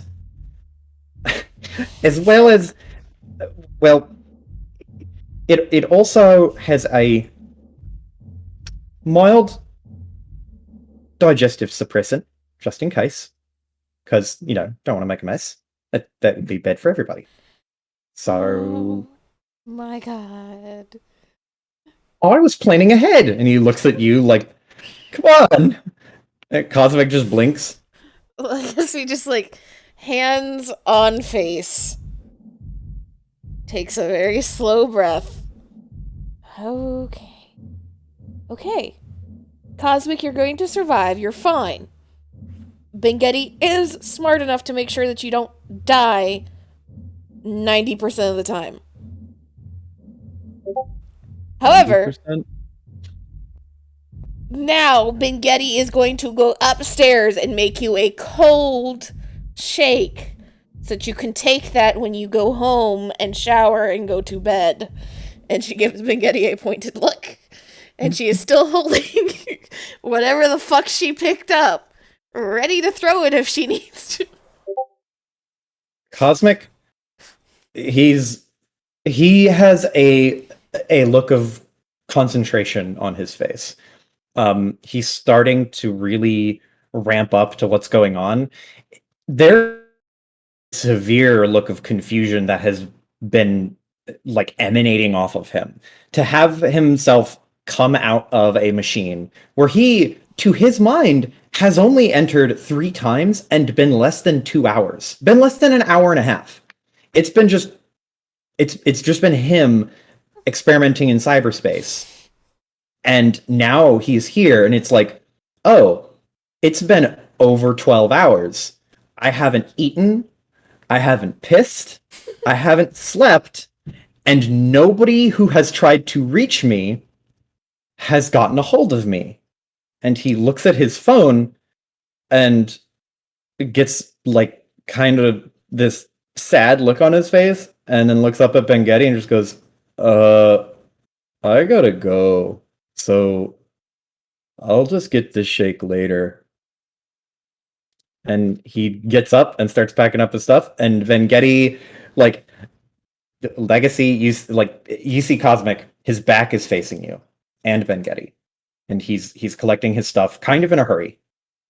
And Vengetti like holds up a hand in protest, and you shoot him a death glare, to which his hand shrivels like a lit match. Legacy Well- will help grab whatever things she thinks are cosmics and will end up walking him to the door to like have a second to talk to him. So Vengetti is sitting in his chair with a very, very noticeable nervous foot thumping and finger tapping on his knee. And he waves to Cosmic, just like, well, see you tomorrow, maybe? For more testing? And Cosmic looks back and just goes, maybe. And turns to walk out with you. Legacy, And once you get outside, he like looks up and like blinks, and he like you can see his eyes dilate really, really suddenly from the light, because his eyes have been closed for this whole time. So he looks up and he blinks, and then he blinks even harder, and he can't seem to open his eyes all the way. So he just kind of holds a hand and shades his eyes and like squeezes and squinches them. she just kind of like I don't know if she can find the light switch and dial the lights down just a little bit out in the hallway, but she will try, and then she'll go back over to him and hand him like whatever she has of his. Are you okay? Well, I feel bad because I had a bunch of scrims planned, and now my parents are concerned. But, like, I'm okay. I don't feel any different. It's kind of weird because I figured I'd have to pee. But I don't. That I'm sure is something Ben Getty took care of with the nutrient drip. But I I'm would kind of concerned how that'll impact me later. just start slow on the food and water. Make sure it's water, I think would be best for the next day or two. He didn't mean to overstep any boundaries, I'm sure, but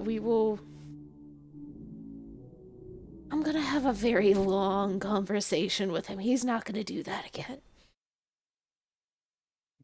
He looks at you and he smiles, and he gets a little like pink in the face just because he's embarrassed that he kind of ended up in this horrible situation.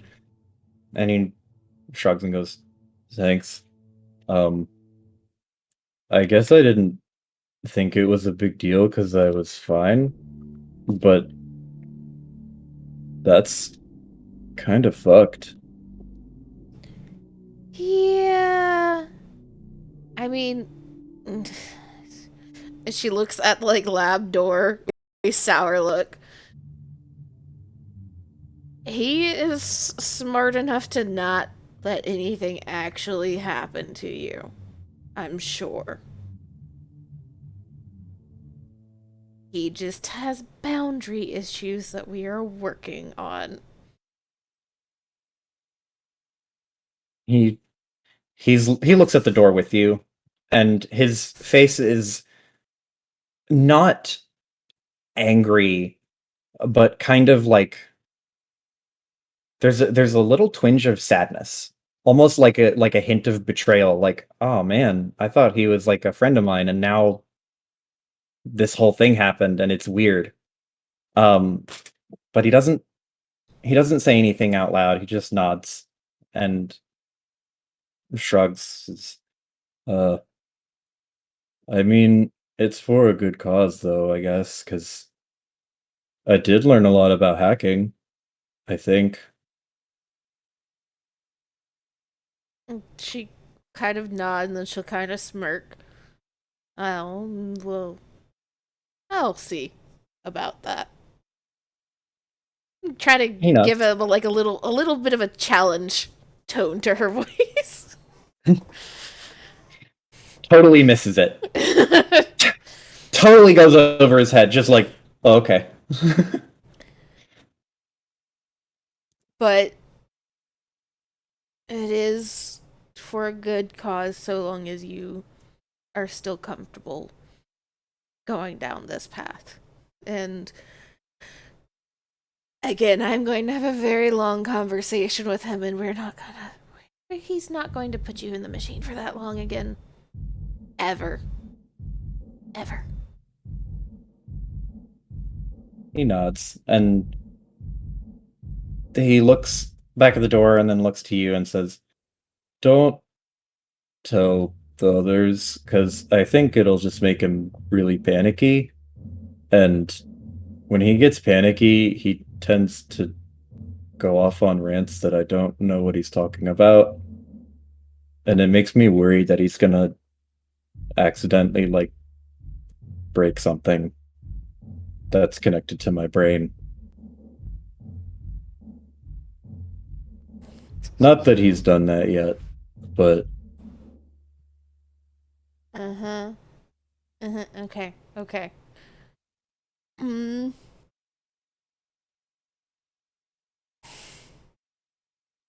We will get this handled. I will tell him you need to take a few days off. Yeah? Because you've been now disconnected from the world for an extended period for somebody in your profession. he nods. I I hope I didn't lose any, like, and he looks like he's holding his backpack with both hands, kind of like a school student, or holding the backpack straps with both of his hands, and then he takes them off and then looks at his hand and just goes, "I hope I didn't lose any, like, of reflexes, because that would suck." I I from what I am understanding of this machine, I doubt it. I just think you're going to need to get some food and water and a good night's sleep. Undisturbed. Don't set an alarm.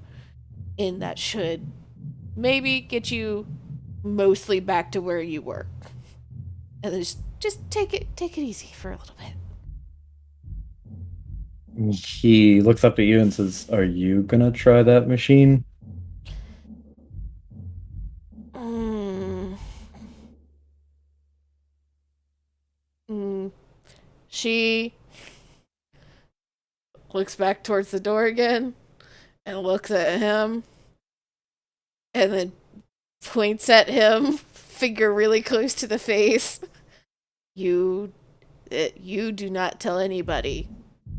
Yeah, you understand? Nobody. Yes, his eyes are crossed as he, like, stares at the tip of your finger. But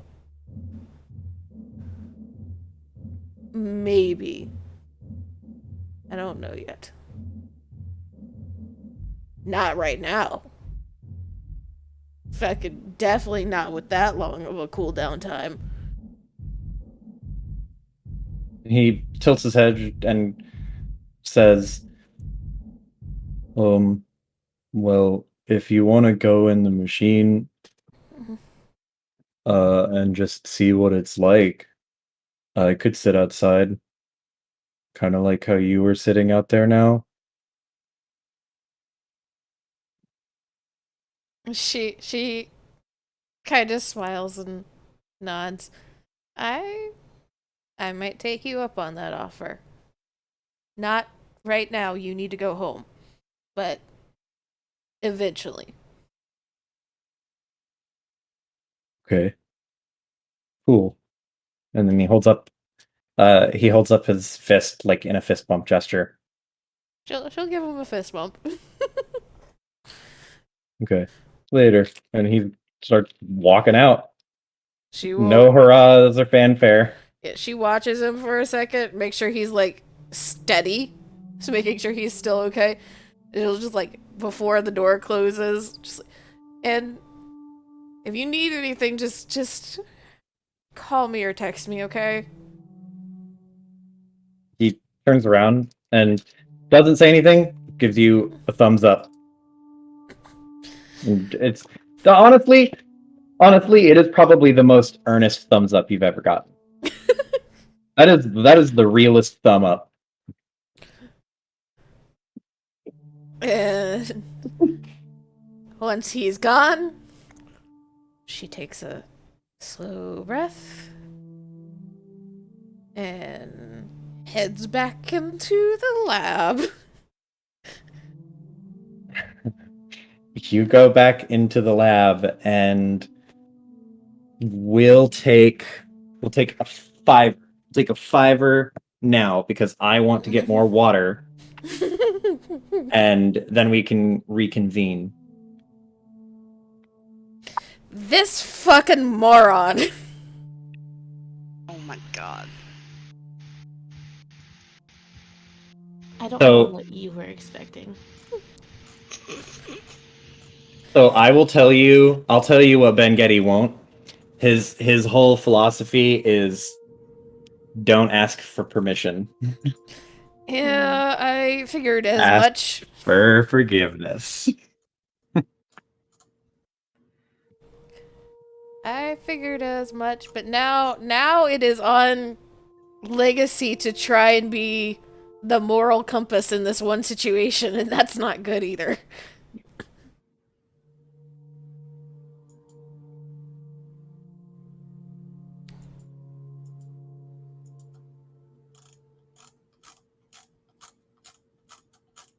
Part of me really, really, really wants to tell at least Lockhart.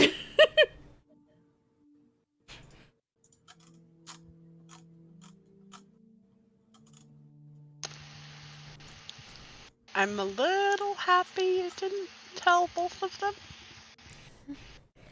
Oh yeah, she's not gonna tell Kaya at the moment because he did what she told him to do, more or less. And Kaya would react very poorly, I am sure. Because Kaya mom instinct would come out, and that's a dangerous game, and Legacy knows this and has experienced this. Like, you did what? 14 hours. But she is gonna have to tell them at some point if she ever wants to go in the machine, because she is not going in the machine without somebody there to watch now. Mm-hmm.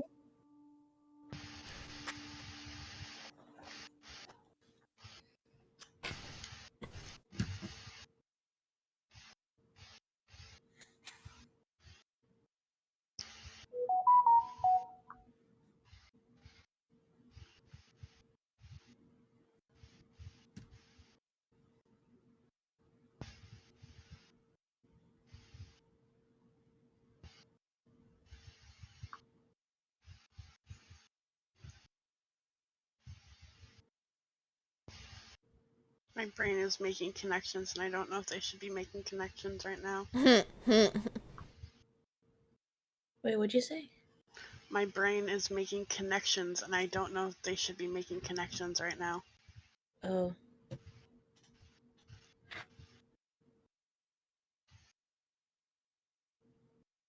My brain is empty.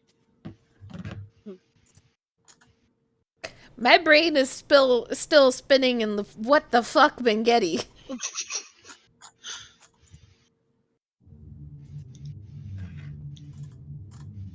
And how is Legacy going to explain why that was so fucked up?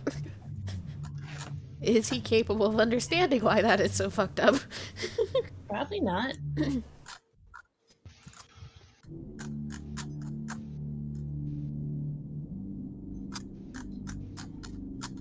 Our fucking little sociopathic mad scientist here. I can't believe it's now occurring to Iris that he's a mad scientist. Okay, look. how I saw it was kind of like, okay, he's eccentric, you know, little crazy things, accidents happen. I didn't think it would go this far. You didn't. Okay, I don't know what you expected. I was thinking eccentric, not mad. Okay, No, there is a difference. there is a difference, but this ain't it.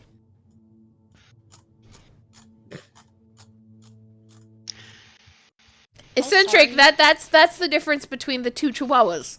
One is eccentric, Mhm. one is mad scientist. Yeah. Legacy is eccentric. Bengetti is mad scientist.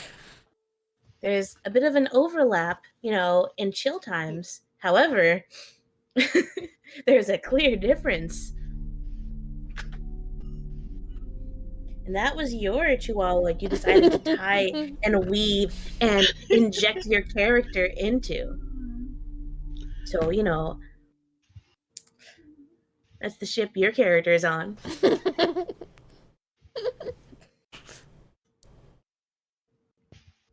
You know how I kept saying? I don't have a response to that.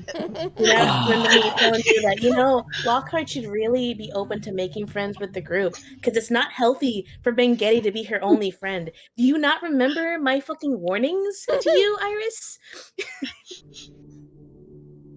I don't know what you were expecting. Like I said, I thought eccentric. I didn't realize mad scientist. Okay, Joe explicitly said mad scientist. I had yet to see it. No. Oh, Jesus Christ.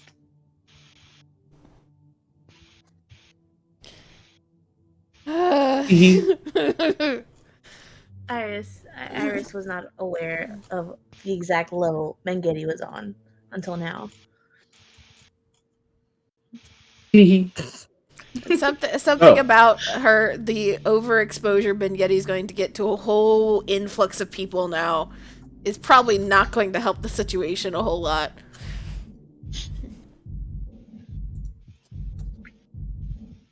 It's just you have to rely on there being somebody that understands what the fuck he is doing well enough to be like, I don't think so. Mm-hmm. So, we will do the quick meet and tie up this scene, and then we'll move to Lockhart and Marcus, and then we'll try to get to the heist. And if we can't get to the heist, then the next session will be heist, and it'll be rad. But Legacy, you walk back in and you see Bengetti. He is sitting on a stool, not facing the door. He's facing towards the machine. His head is bowed and his shoulders are hunched. His legs are spread and his elbows are on his knees. You can imagine his hands are clasped, and you can see his foot thumping. Just and when you come back in, his foot stops, but he doesn't turn around, and then it starts up again. Legacy just like watches him for a moment and runs her hand through her hair, sighs, and grabs one of the stools and kind of rolls it over to be closer to him, where she's essentially props herself up to where she can sit with her elbows propped back against the table, kind of leaning back against it so that she can see him. And she just sits there for a moment.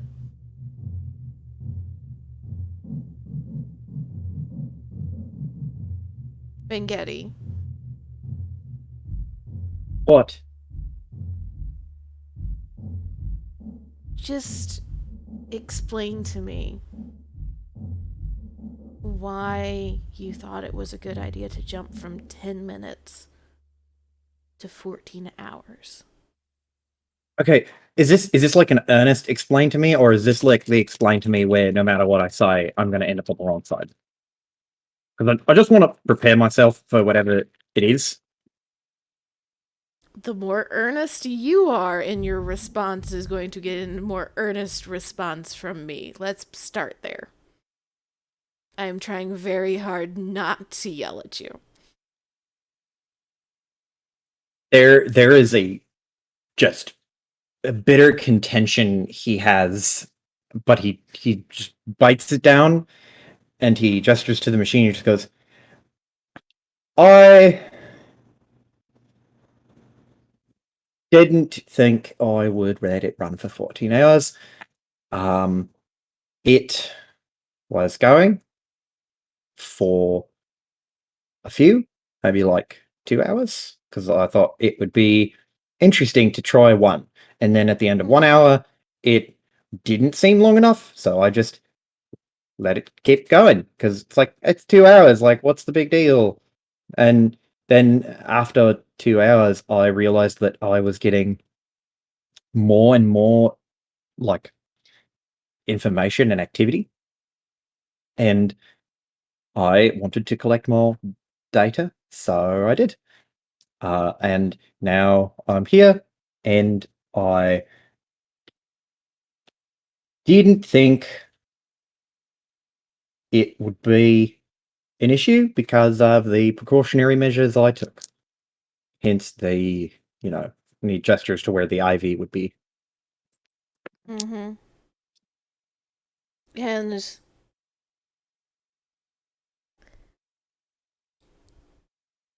I can understand that logic, but please tell me you understand why I am so mad and why Cosmic was upset. He whips his head, looks at you. There is a flash across his face, and Legacy, you can't read minds, but there is some kind of deep spite behind his, but he doesn't seem to say anything about it. And he says, I mean, it makes sense, because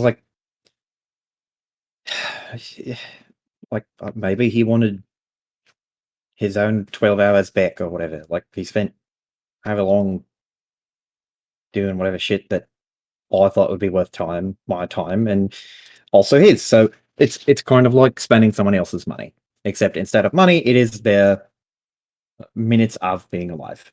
And that is why it is super fucked. And, well, I didn't want to think about it. And he doesn't look at you. He is looking just into the middle distance, his eyes kind of scanning the floor. She's genuinely looks confused for a moment. And kind of leans a little bit to the side to be a little bit further in front of him. And is tilting her head. And she is, again, trying to be as calm and earnest as Legacy knows how to be.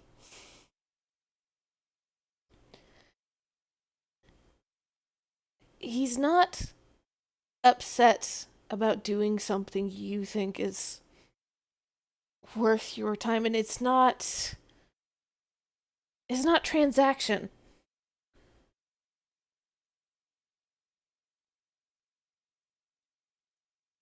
It's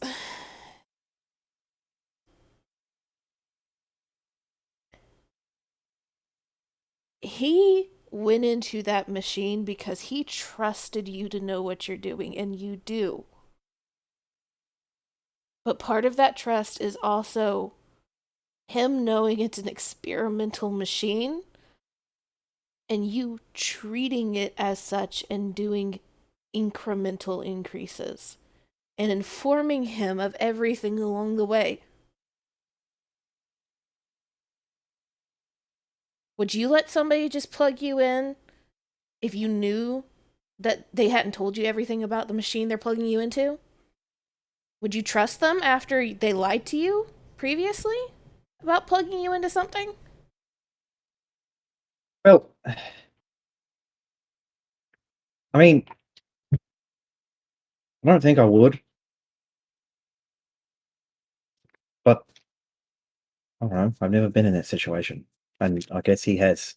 So his reaction kind of jives with what you're telling me. If he doesn't trust me, then I'm not going to get you with this either, which sucks. She shook her head. He. It's not that he doesn't trust you anymore. He still does. He knows that you know what you're doing with the machine. But I don't know if he's going to trust you to tell him the truth anymore. So don't ever lie to him again. Don't withhold information. Yes, he may not understand everything that you're talking about. But the attempt to explain means far more than anything else.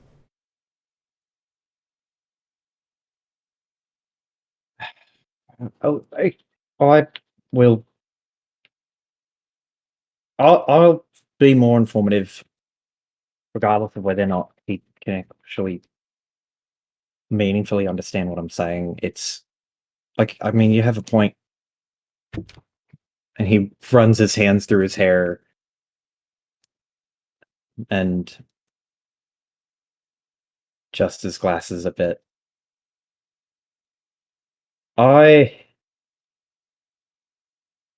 guess it just kind of felt like I don't know, like we had both agreed to do the experiment, and so I was just going, and that was it. There wasn't like anything further. There wasn't like a informing or I don't know, like verbal, I guess, agreement past the first step. But I mean, obviously something's wrong. Not with the machine, but with this whole. And he just gestures vaguely.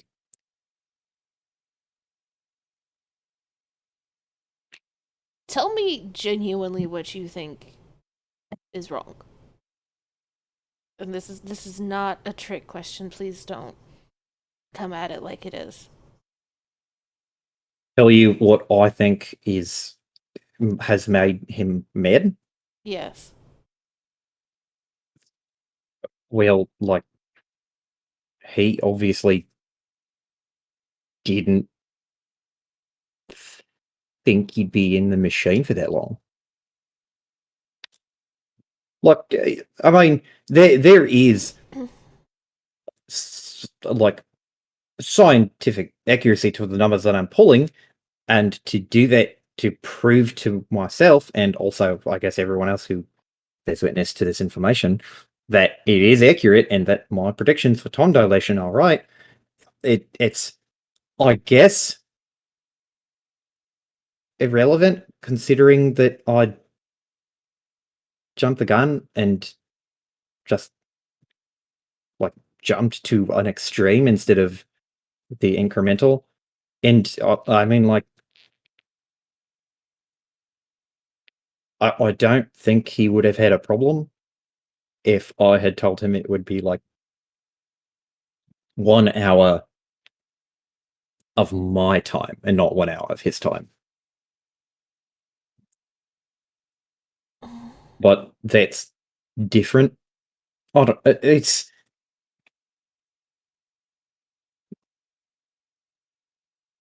I can tell you that I'm not going to do that again with him. I will explain, and I will be very conscientious of the information I give him, so he is not caught unawares of any experiment going wrong. Well, I mean, not even wrong, but like, I guess horribly right. Like, even if it performed exactly as predicted, like if I predicted that he would be dilated out to a day if I had left him in the machine for a week, obviously that would kill him, but like,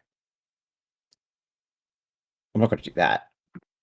And if I were to try anything like that, it would have to be more intricately thought out. She kind of slowly nods.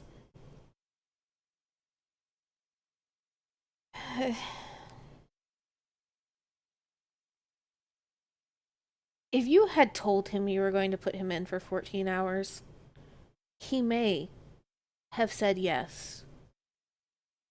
Because he really wants this to work just as much as you do. He's just as invested in this, even if he didn't build it.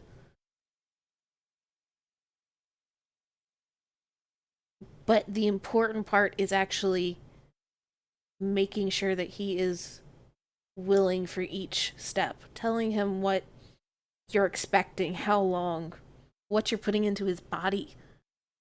Well, like, what if there's a disconnect and then he backs out and I'm just left here with this and like a load of responsibility?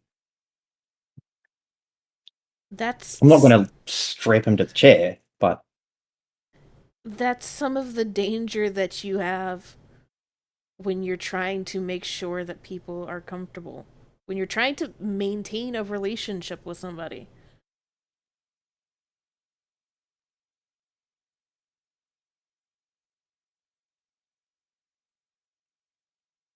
Sometimes they don't want to do what you want them to do.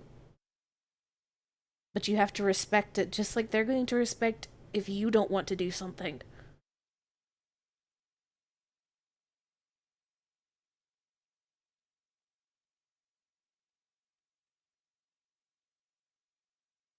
roll for me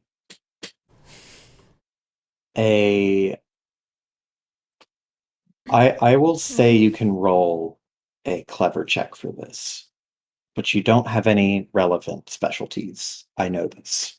I can boost it. You can boost it. You can.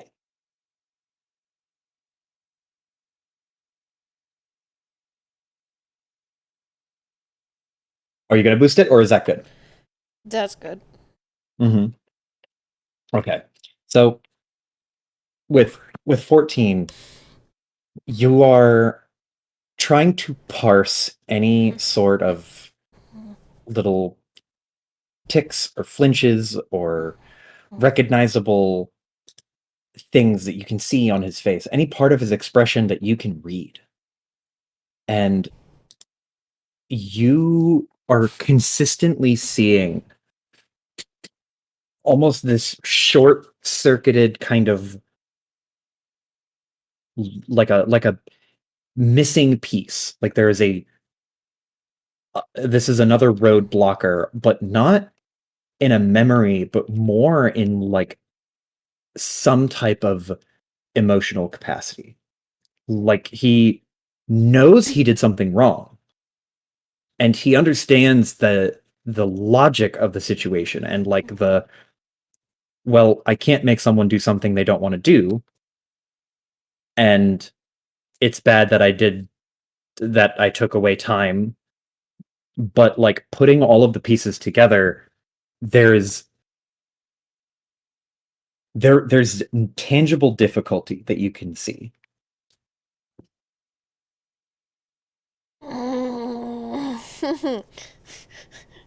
This is not a legacy thing, god damn it.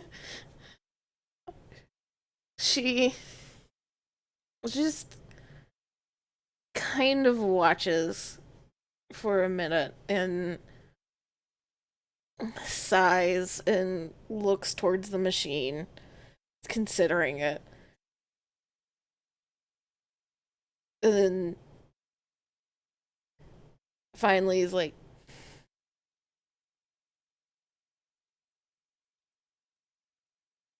when you were working with Tetsuo,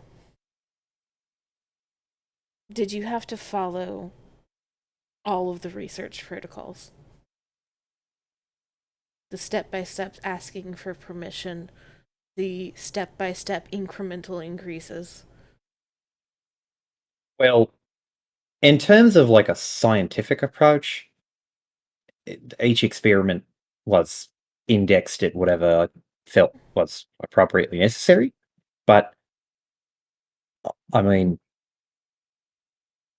as far as test subjects go, I didn't really have a lot of test subjects. Most of my experiments ran either on simulated, basically a simulation with an AI present. So it was like having a person, but it was just an AI. So I never really experimented with people. I did myself, sort of, but like, you know, he just kind of waves his hand. I never had to ask permission for anything. I was just able to do it. Because, like, that's just what I was expected to do, I guess. And she nods and kind of like stares at her hand for a minute, just kind of absently like trying to like buff out like a random like smudge on one of her fingers or something.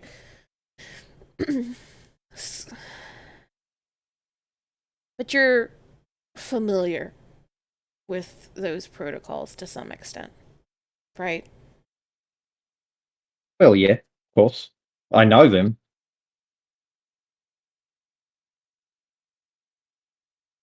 For things like this where you're actually testing on another person, and if you ever even have a split second of a thought of whether or not something is going to upset somebody, whether or not something should be done a certain way, maybe go back to those protocols, because those are something that was created, as fucked as Tetsuo is, created for a reason. He nods. Or just fucking, even if you don't want to talk to the person, talk to somebody else. Talk to Lockhart. She may know the protocols. Talk to me. He looks at you like with a. He looks at you and raises an eyebrow, and then he shrugs, just goes, fair. Guess you don't really need to ask like an AI for permission. You just kind of do it, and it's like just a raw numbers game. But obviously, people and androids aren't AI. No, and so you have to treat them differently. I know you're not used to it, but the people that are starting to hang around you now genuinely do want to be your friends for the most part. I'm still on the fence. Don't fuck it up.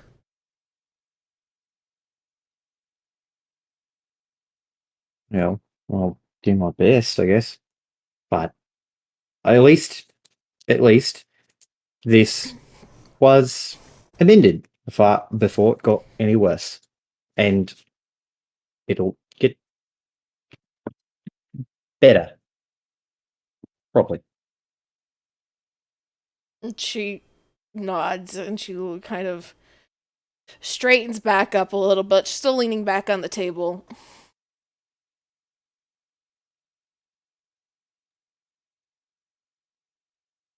I know you're getting frustrated with us. Fuck, I get frustrated with us too.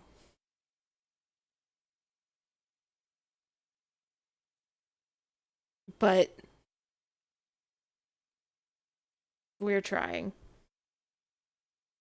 And we know, Ben Getty, you fucking, should not be saying this because your ego is already inflated enough. You are smart. You're a fucking genius. Well, that doesn't But feel as exciting as I thought it would. she's kind of smirks. But don't discredit our opinions. Don't discredit what we can do. We can help you. Just ask, okay? Yeah, it's fair. Then, well, did you want to try the machine at some point? Is it kind of where this was leading up to? She crosses her arms slowly and stares at it for probably an uncomfortably long time before she kind of slowly nods. There was a thought to try it. If once I knew it would work. Probably the only fucking way I'm gonna get through Tetsuo.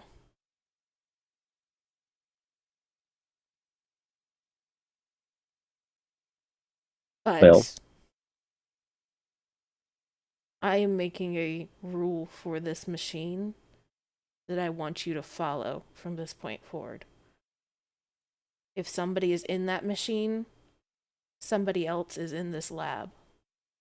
Even if you have everything perfectly balanced, if something goes wrong, you may need help.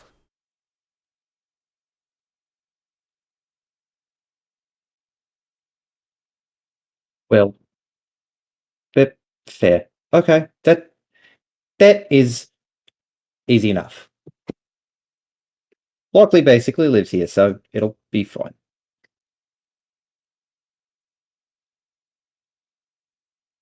And she just kind of nods. She's again quiet for a second and then turns to face him.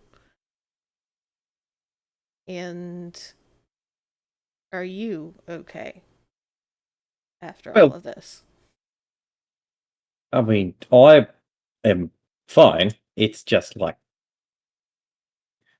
I, I thought it would be more readily accepted in like a nice way, but then again, hindsight, looking back on it, kind of just threw someone into situation. She's It, kind of you know, nods.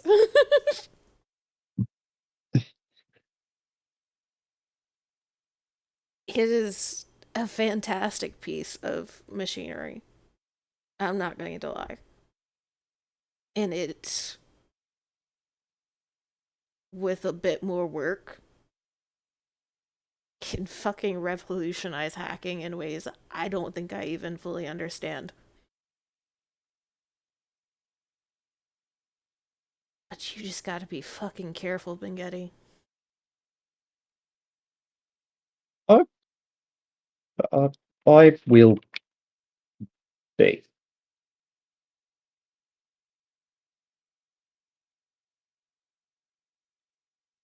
Does he seem to be earnest in all of this?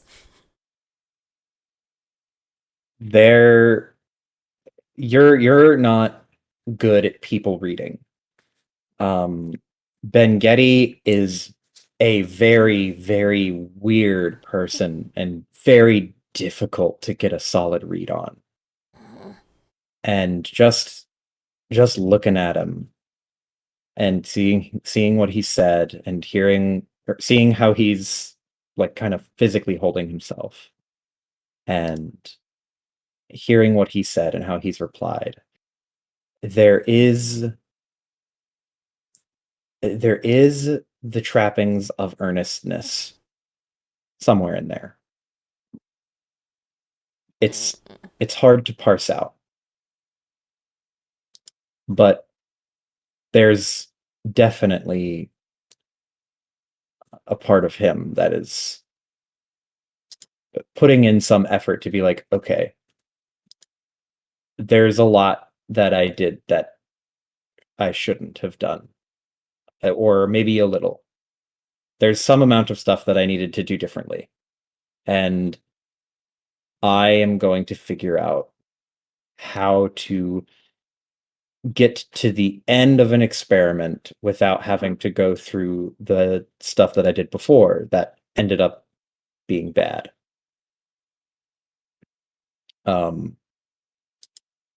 It's you can tell there is a lot of trying, but he doesn't have he doesn't even seem to have the sort of groundwork for emotional intelligence. Oh boy. She will just kind of take that, and there's not a whole hell of a lot more that she feels like she can do. She's not a people person, but she will separately, when she goes back to finish what she was working on, text both Lockhart and Kaya just a very simple, like, it is not an emergency, but we need to talk about Ben Getty. So neither one of them, hopefully to not have a group conversation, so she can talk to them both one-on-one. But a very simple, there's a conversation that needs to happen in the near future.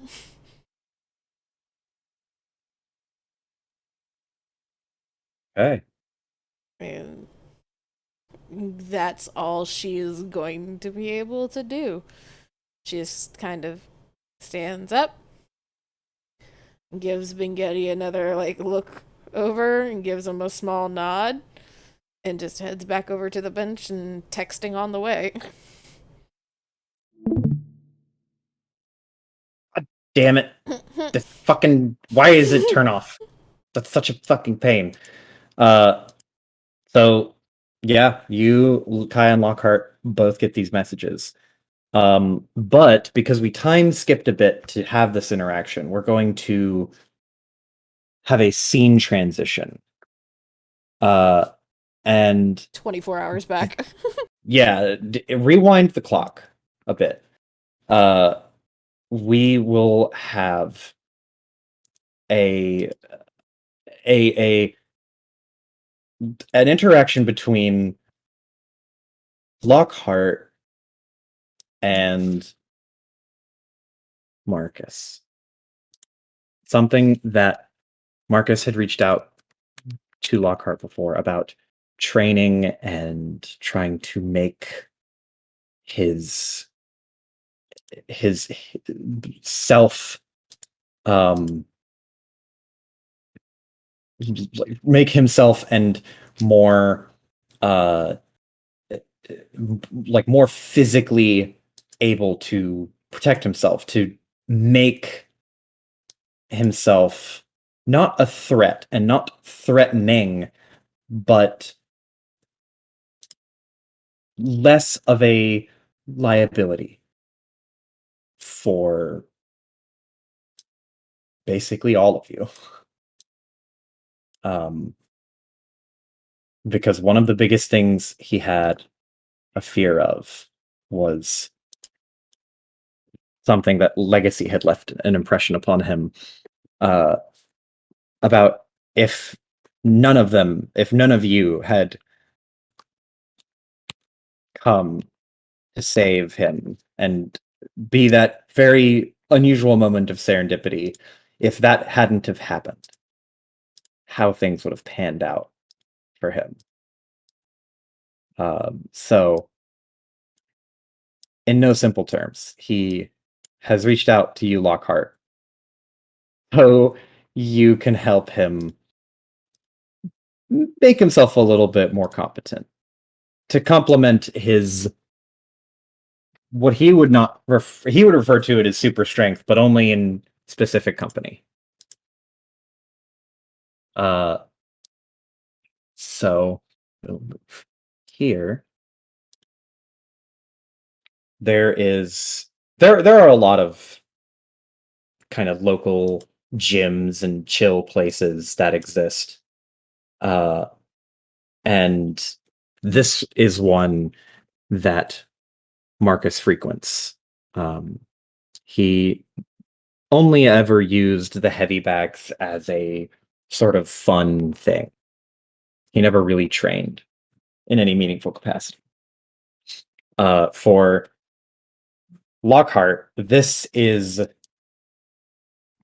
it's a very functional gym. It has all of the components you need. It has the ring, it has the weights, it has the cardio equipment. It has the safety gear.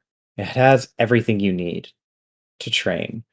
But the environment itself is a very kind of dingy machismo, like this is not a place where earnest training happens so much as it is a place for almost posturing to an extent. But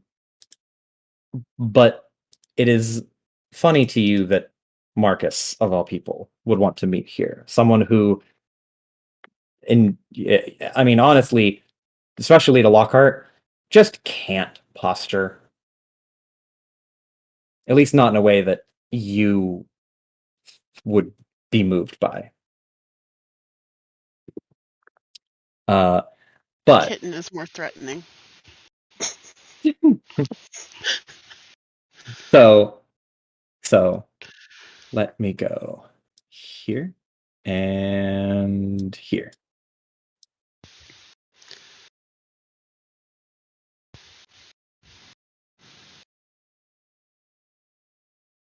So you meet up with Marcus. When you meet up at this gym, there's one or two other stragglers. He prefers to go either late at night or early in the morning, so there are fewer people. At this point, it is very late in the evening, like 11:30 to midnight. Mhm. And you see Marcus. He has seemingly already warmed up a little bit. He's kind of given himself a bit of a a bit of a cardio workout warm up. And when he sees you, he just there's an awkward wave like, oh hey, I know you, but also you only kind of know me by name. But he waves to you nonetheless and gestures like, what is Lockhart wearing? Because Marcus has his typical athletic clothing on, just like blue gym shorts and sneakers and a athletic tank top. So Lockhart, she's actually in her usual attire currently, but she does have a like duffel bag kind of thing with like change of clothes for working out whatnot. Because she wanted to talk with him first. She was not going straight into this. She wanted to kind of I guess like I want to say vet him, but more just question him. So she looks a bit more official, not very relaxed at this point, or not in the usual training attire, I guess. Okay. So you walk up in your typical attire, and Marcus is immediately like, "Hey, what are you wearing?"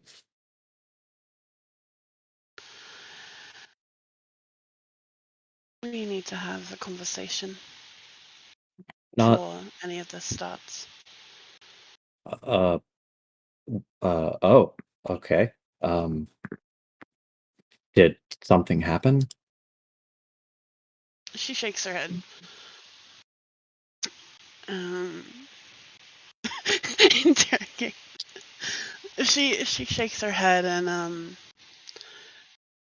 she kind of looks around and it's like, is there like a bench or something maybe like outside or in the side corner, Yeah, somewhere a there's little out of the way, kind of thing. Yeah, there's a bench off to the side that there's only two other people who are meandering about. They pay you no mind. So you go to a bench in a more secluded part, and Marcus uh just walks over, like puts one hand on his hip and throws a towel over his shoulder and says, uh so I guess what's up? Why exactly are you doing this?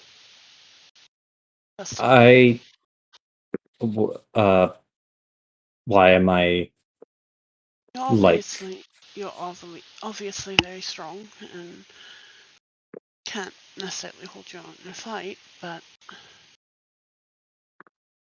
could take care of yourself. Why are you asking me to teach you?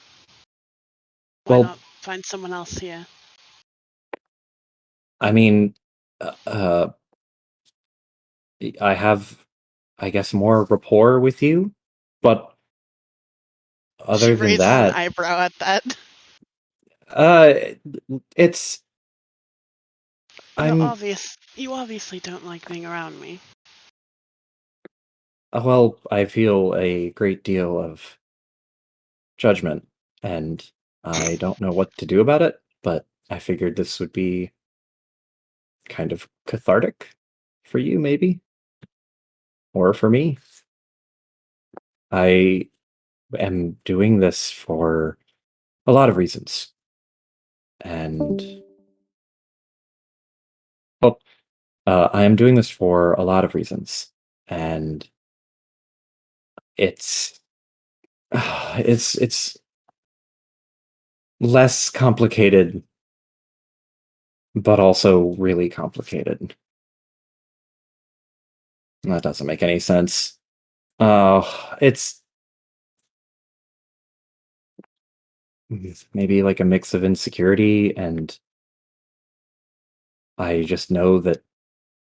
I mean, he gestures to the like in a loose wave to the other few who are out and about at this gym. I mean, the way you fight and the way you dress when you fight, he shrugs. You're more of a professional than most of the people here. These people, I honestly think they're more like me.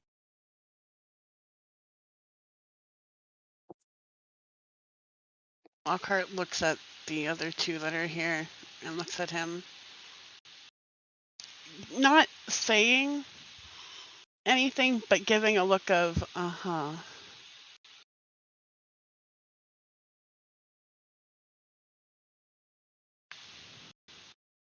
Well, uh,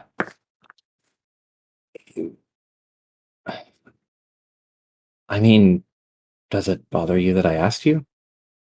I know that you don't really have a fond affection towards me either. So, I mean, if you don't want to do this, I don't blame you, I guess.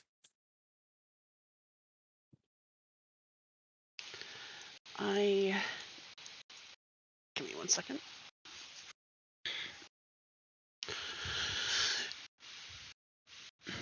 It has nothing to do with liking you or not.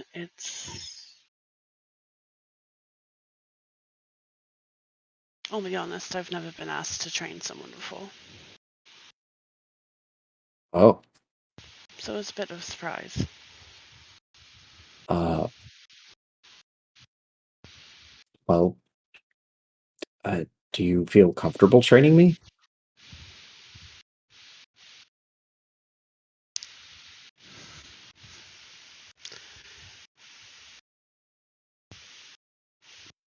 Well, that all depends. You do Um, you do realize that being able to have the power to efficiently take someone out like I do takes takes a lot of restraint. You have to be very, careful and precise with your actions. You can very easily kill someone.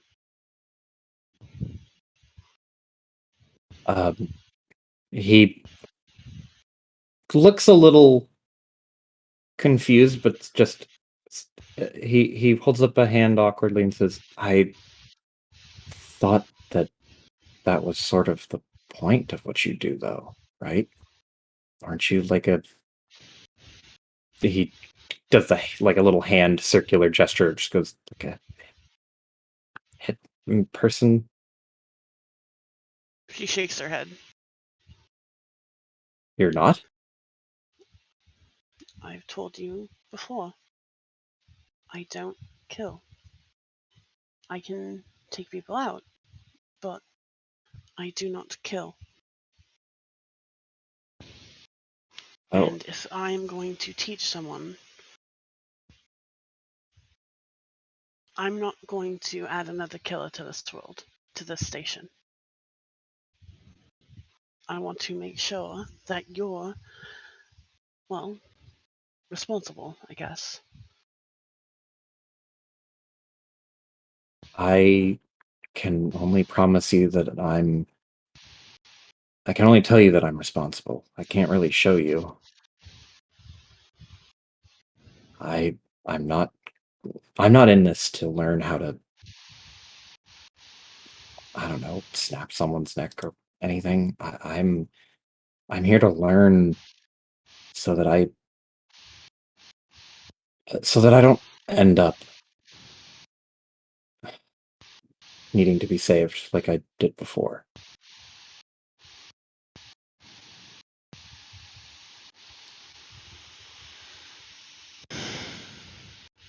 I mean, you were there. You saw me. Just like face bloody and on the floor. So I don't. Uh, She she's kind of staring at him and taking him in, kind of thing, like doing the stare down, essentially, of not to be intimidating, but like just absorbing his, like, his emotions, I guess, or like what he's trying to give off. mhm.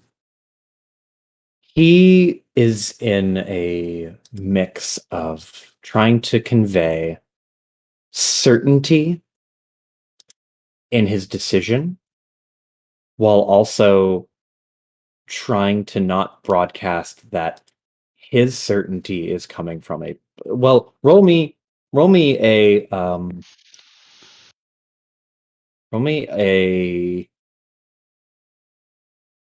cool and add your threat assessment to it.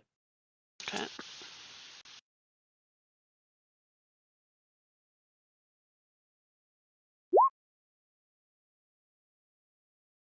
Nice Okay. roll.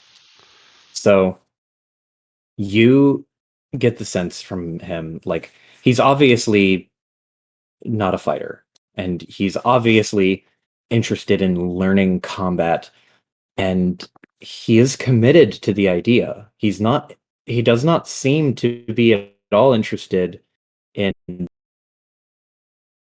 but he is also trying to cover up that part of his investment is predicated on fear. He is afraid.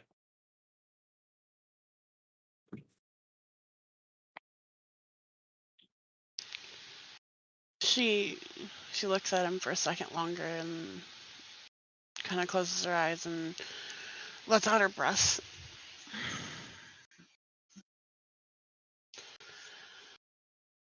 I'll, I'll teach you, but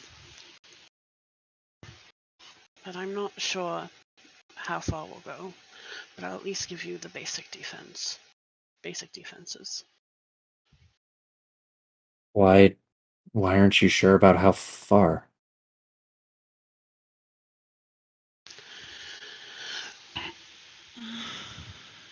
Well, you I don't. I still have my misgivings about you. Put simply.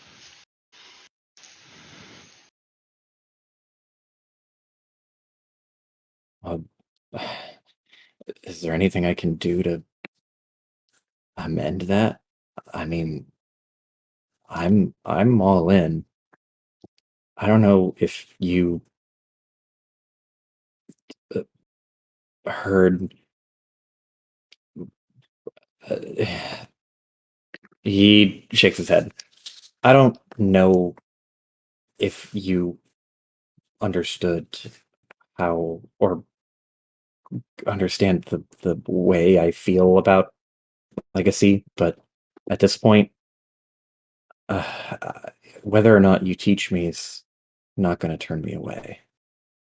I think you're the best teacher, and I don't think that if I go and get someone else, it's going to prepare me as well as you could.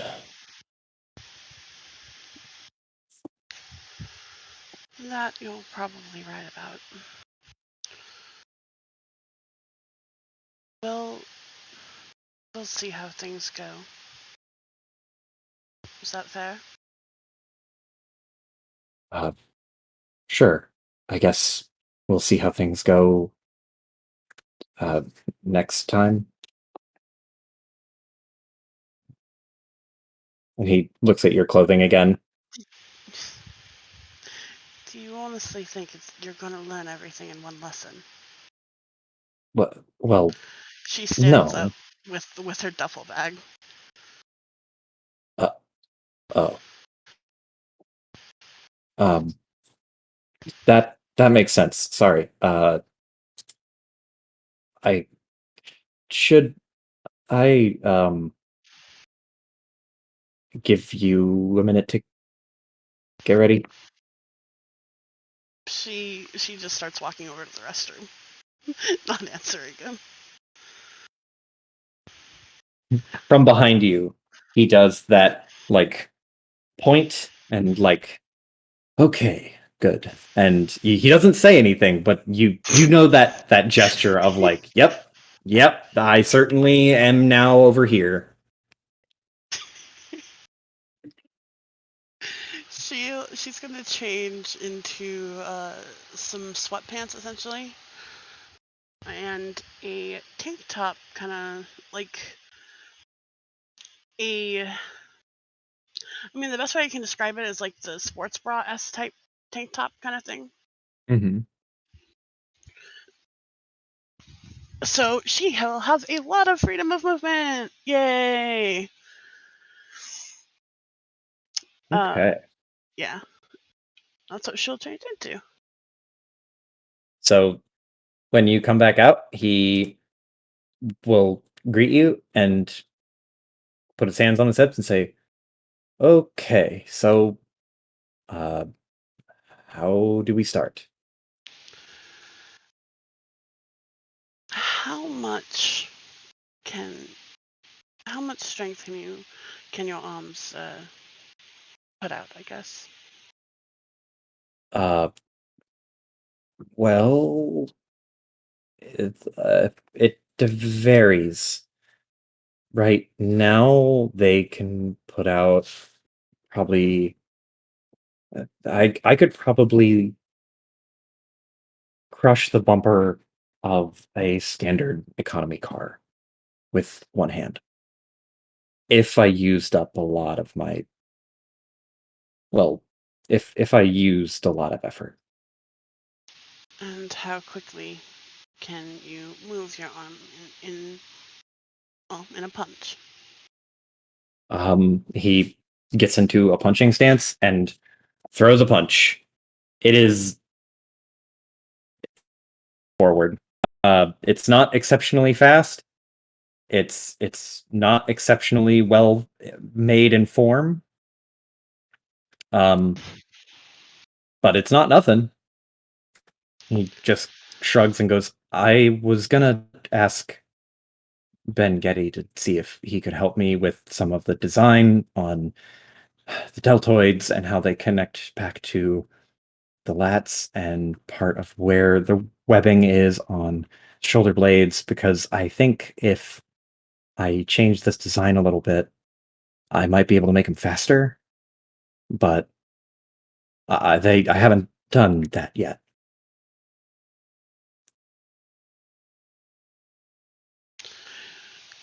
So, like, I imagine that he threw a punch and then, like, he's talking, but she's kind of held his arm up and kept him in that stance, just trying to, like, messing with his arm a bit. Mm-hmm.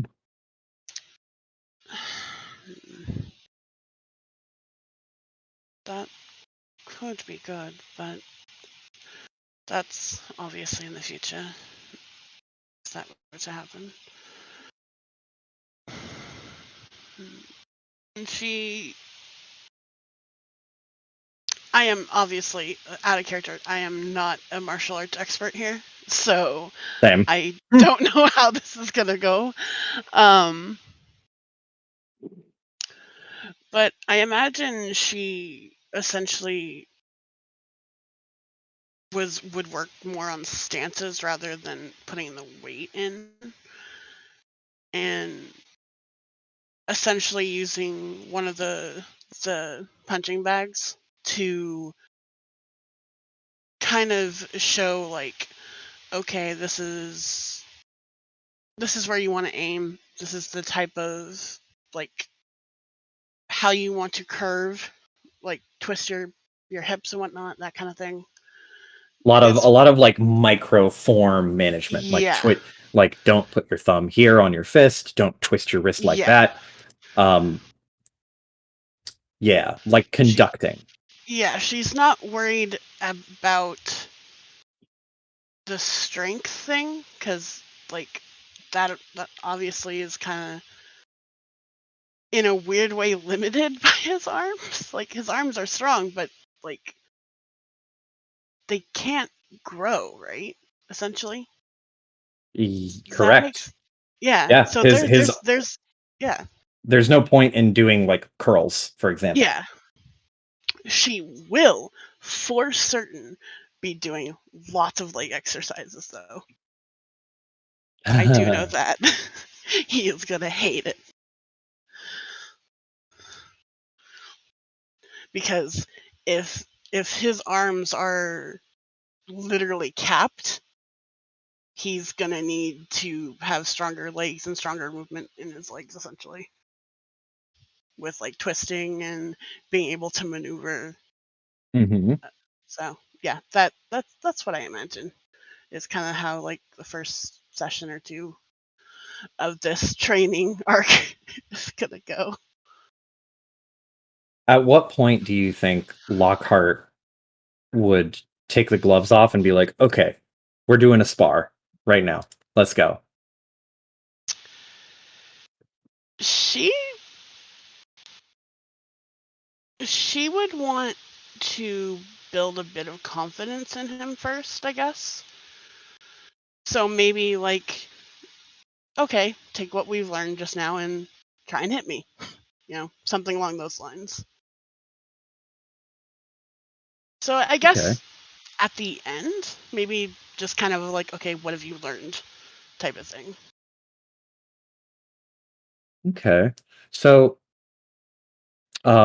would it be a lot of like, uh, would you teach him more punches or more kicks, or would you like teach him grappling and countering? Would it just be like the basics of throwing a punch and throwing a kick so you don't fall over and you pack as much punch as you can? I mean, she doesn't know what he's fully capable of that, so I mean, I guess sparring initially would be smart. But, like, she doesn't know what he's capable of, so yeah, initially she's gonna be like, okay, throw a punch, throw a kick, don't fall over, you know? Hmm.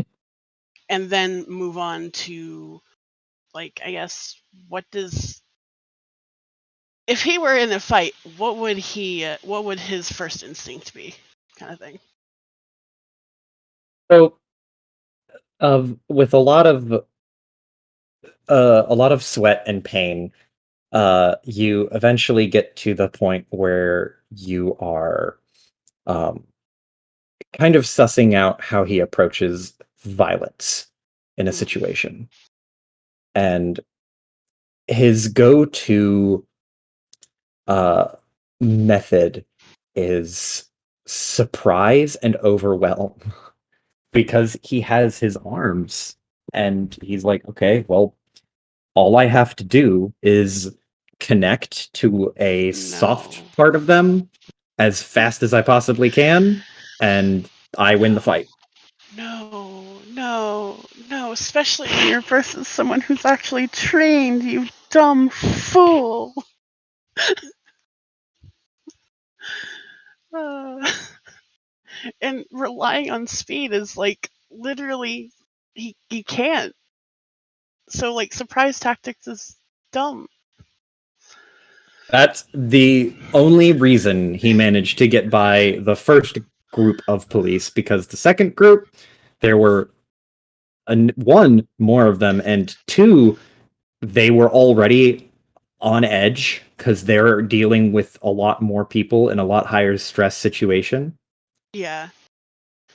And he tried to surprise and overwhelm them, and they have more training than he does. Yeah, no, she will go to basics. Because if that's what he's relying on, then no. She wants to make sure his foundation is solid. You start to go into the basics, and he initially is kind of like somewhere between offended and like disappointed, because he's like, oh man, I want to get to the cool shit. Like this is nothing. I don't want this. There's no outward verbal protesting, but there's certainly a moment of like, oh.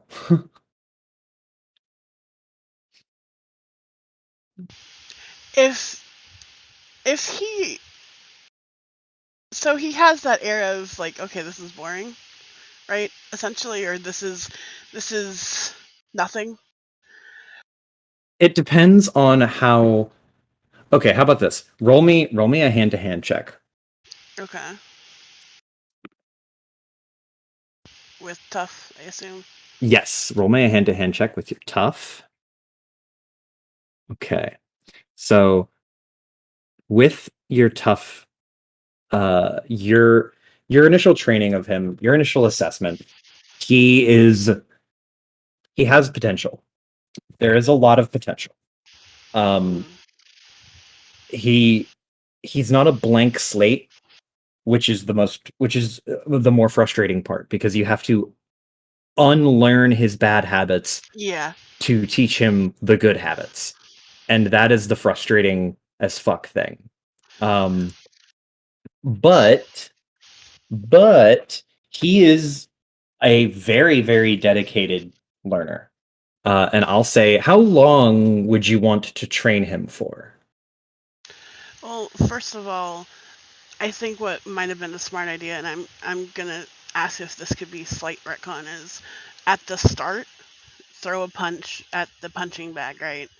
And then at the end of the night, after some, you know, changing of maneuver, like, okay, throw a punch. Is it, and I assume it would, the stances and whatnot would be better, or the form, I guess. So, Oh yeah. So so, so to show, like, hey, this is important. okay. So the first punch you ask him to throw, like he hits the bag, it has a really like muffled thump. And his like it's a pretty heavy blow, but honestly, it's not. It's just it doesn't have that satisfying crack and the wobble where the chains jiggle. It's just kind of a punch into the leathery soft bag. And you can see the imprint of his fist on it. And he doesn't seem dissatisfied. He's like, yeah, that's a punch. That's how I do. Insert Lockhart punch. Do you want Lockhart to punch it? Yeah, as a like, okay, you think that's impressive? Okay, sure. Okay, roll an attack. Yay! And I could add my hard knuckles to this, huh? Mm-hmm.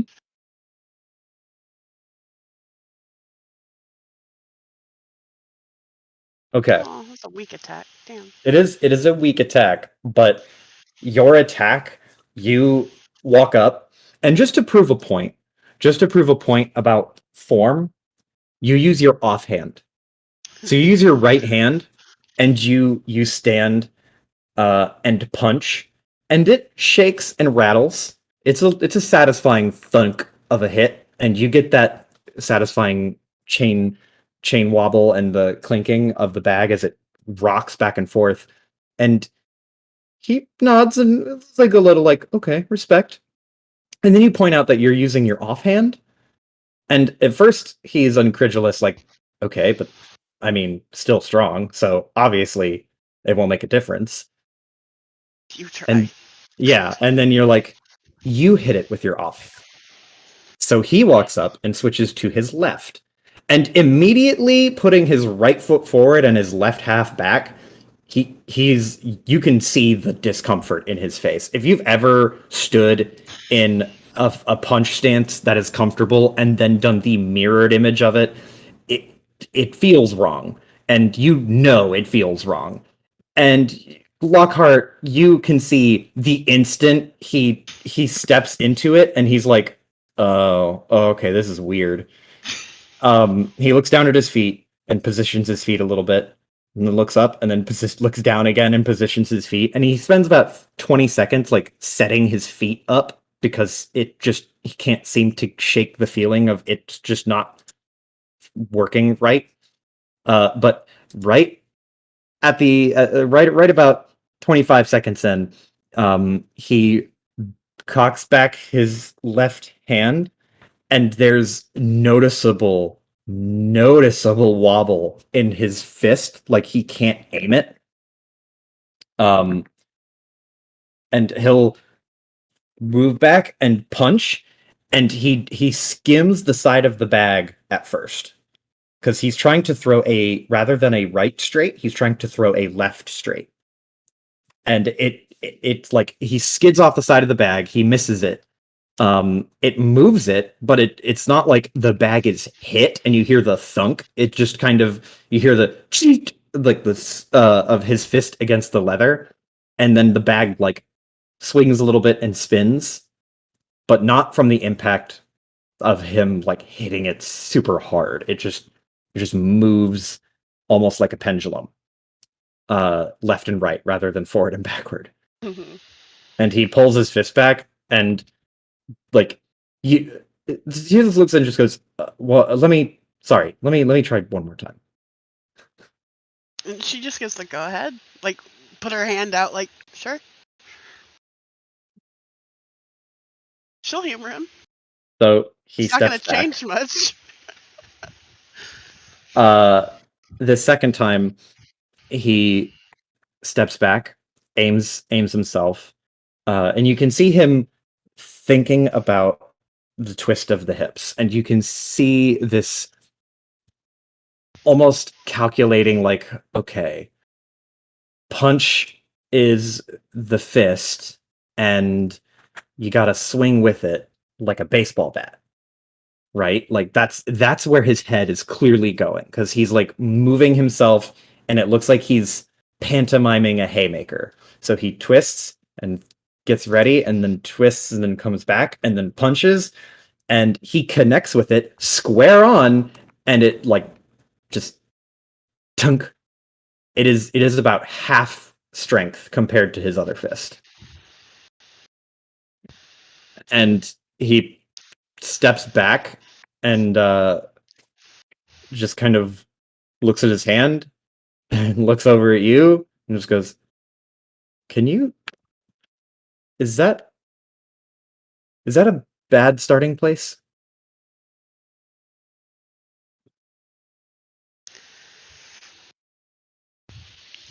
This is why form is important. She avoids his question.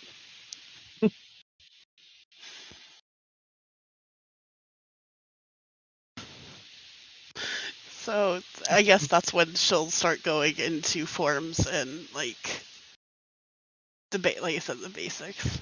And you go through the whole night. It's a lot of teaching him form. There's not even a lot of exercising or sweating. Honestly, it's a lot of just stand here, put your elbow here, don't let your hand drop from your chin. Like, it's very, very basic. And he, going through it, he's pretty good about most of it. You catch him struggling to keep his hand up. You often catch him uh like almost like like a professional boxer. He's doing this weird like bob and weave back and forward to try and like find the rhythm. And it's a normal thing for people to do, but it's definitely like, okay, you think he's doing it less because it's helping and more because he's like, this is what boxers do, so this should help, right? And it's kind of like an experimental thing. But he'll throw another punch and another punch and another punch, and then after like 20 or so, he looks at you and just goes, okay, how many of just right straights am I gonna throw? How well has he improved, I guess? Because like I don't care. Like I fully intended this. Like I didn't think this was gonna be a one night thing. This is long term, is what I assumed. So In the night, 5%. And like just even without having like an extensive training history, for a fact that this is not something that is permanently learned. He's better right now because he is beside the teacher. And the next time you come around, you'll see what really stuck in his brain. yeah.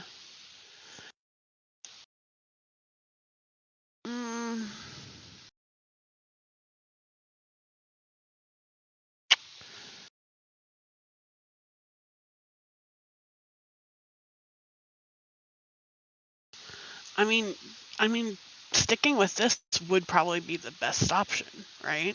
Yeah, just So, like like, honestly, I hate to say it, but yeah, it's like as with any good combat sport, yeah, you start repetition. learning it by doing the basic shit over and over and over until it is so baked into your memory that you can do it without thinking about it at with zero hesitation. Like, Yeah, and repetition is it key. is just for the rest of the night, it's about an hour of punching with one hand. Because he won't get tired. His arm's not going to get sore. So he can just keep going. And you let him punch and pull back and punch and pull back and punch and punch and punch. And the bag is responding better. He's getting better at form. But after every hit, or every 5 hits or so, he throws his fist out and you're like, hold it. And he has his arm all the way extended. And you reach forward and just like very gently, you'll push his elbow in, you'll turn his fist a little bit, you'll tilt his chin forward and upright, and little minute fixes like that. And then you'll let him punch 5 or 6 or 7 more times, and then you'll stop him and fix the same few things. But at the end of the night, after a probably like 50 minutes of this, you see him do 10 to 15 consecutive punches that are damn near perfect. Like, they are very straight, tucked in, beautifully formed. like cookie cutter right straight punches.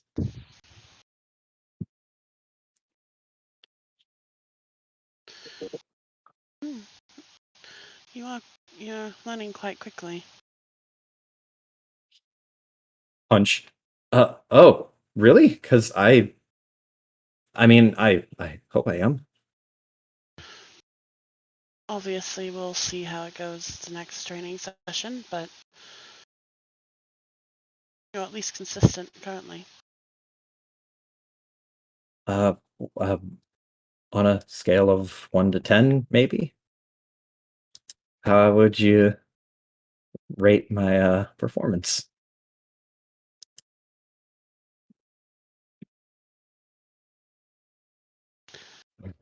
Lockhart out of 10.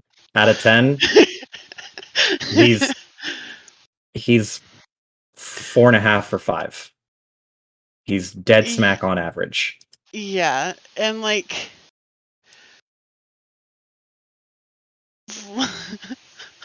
so Lockhart has this look on her face of comparing him to what she's used to, kind of thing is the thing.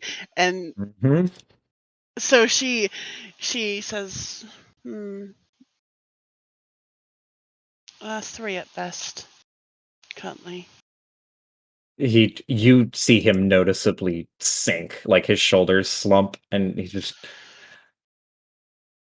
that's okay. We'll get there. I'll get there. It just takes more practice, right? And he says that looking at the bag and looking at his hand. And you definitely wounded his pride, but despite the shot to the foot you just delivered to his pride, he takes a step back and resumes his form and throws another punch. And then when he throws the second punch, you told him to freeze, and then you push his elbow in. The psychic damage also helps. You gotta learn to stay consistent even when disappointed. Yep, that's the standard. He's like that. He's not ever done any real long-term practical application martial arts stuff of any kind. And being here with Lockhart and having a strict teacher, you can tell he is a dedicated learner. He's very, very invested in doing this to the best of his ability. That said, he's not starting from, like the bottom of a well. Yeah. Which he'll get good. It's just a matter of time. I think what'll end up happening is it'll be a thing of like, okay, we'll spend X amount of time each time, or each start, throwing punches essentially, Mm-hmm. and then move on to to that day's lesson, I guess, of something a little more or a little different. So, but it'll always start out with either punches or kicks, essentially. Mm-hmm. However far he's gotten, kind of thing. And whenever you start getting to the kicks and repeated kicks, the experience is a lot different because he gets tired way faster. Oh, Like, he has good damage cardio. rating. He has pretty decent cardio, but the fact that he doesn't get exhausted from throwing punches allows him to constantly practice to get better. But because he has normal legs, he'll throw a kick and exhale and be like, whew, okay, and then throw a kick and throw a kick, whew, kind of set himself up and throw a kick, and you just notice that, like, that hesitation or that quote unquote setup that gets a little longer every single time until eventually he throws a kick. And when he gets his foot all the way back to the ground, he is like panting. His form is just gone. It is non-existent. He's tired. And it's been not even 20 minutes. Whereas with his punching, he could go for like maybe 10, maybe 30 minutes straight with barely a break. Okay, well, how about doing something along the lines of like doing kicks for 20 minutes, but then going straight into punching? Because you still gotta, like. Hell yeah. Like, Does that make sense? intense. Yeah, that's perfect. So you're like, okay, you can punch for 30 minutes. All right, next lesson, we're going to kick for double what you did now. And then you're going to punch for the remainder of the class. That's it. That's the lesson. See you Thursday. And then you walk out. That's it's the thing of it also builds cardio because he's gonna be tired from the kicks, but he still has to Mhm. breathe and use body. Like he still has to use his He uses his hips, his torso, yeah. his abdomen. Like he's using all of the rest of his body, but his arms just don't get sore. Yeah. So it's going to be Okay. way more intense cardio. But that's perfect. So like he has oh no. Oh god. It eventually turns into, over the course of, I'll say like maybe 3 training sessions over the course of a week, unless you want to meet him every single day and you're just like, no, cardio, you can train cardio every day, and that's what we're gonna fucking do. As Because long he's not. as she's not Yeah. busy. Like as long as she's not busy or has a job, like she doesn't mind. Well, all things considered, at the end of the evening, he would ask, so, I mean, I'm basically asking you to be my personal trainer. Do you, uh, I feel like I should pay you at least some, if that's not, like, imposing. That would be appreciated actually. He would pay your gas to and from wherever the gym is, and he would give you 1 cash per lesson. Hey! I was actually gonna ask for cash, but I didn't want to push it, so like out of character. Nope, that's it. Yay! If you spend a 1 to 2 hours session with Marcus, you will get 1 cash from him.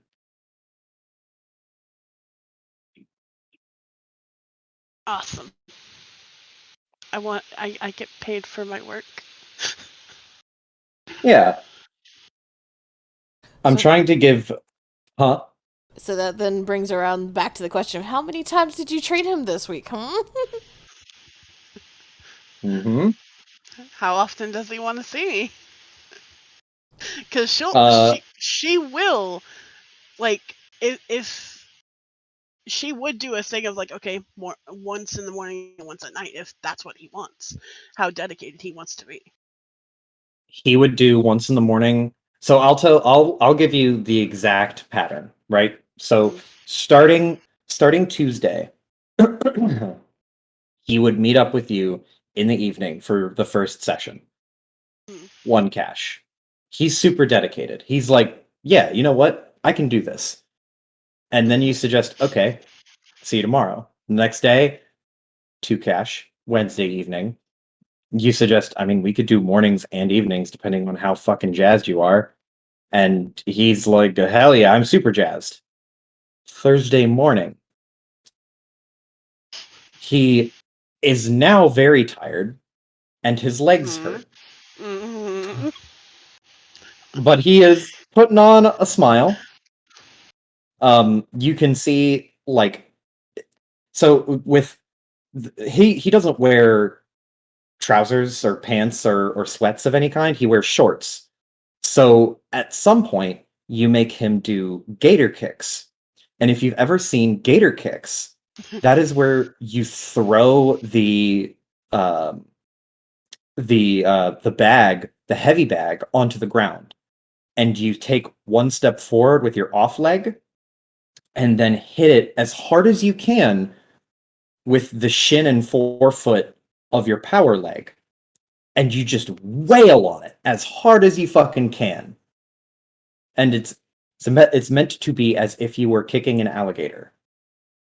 So at some point, you have him do gator kicks. And because he is wearing shorts, he has a noticeable red spot that starts to appear on his leg.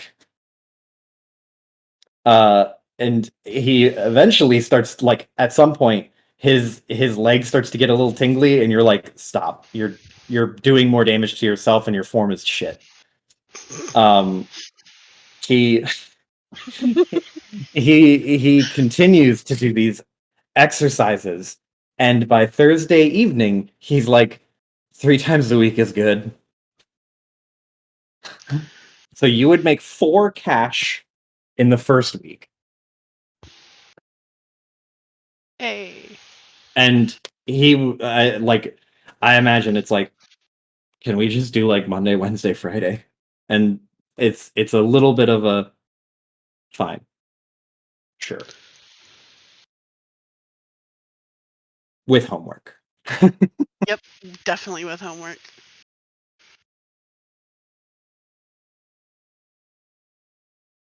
And depending on I imagine there's, like, as time goes on, for this period of like extended downtime that we're in narratively, there are a few times where he didn't do the homework and he got in trouble.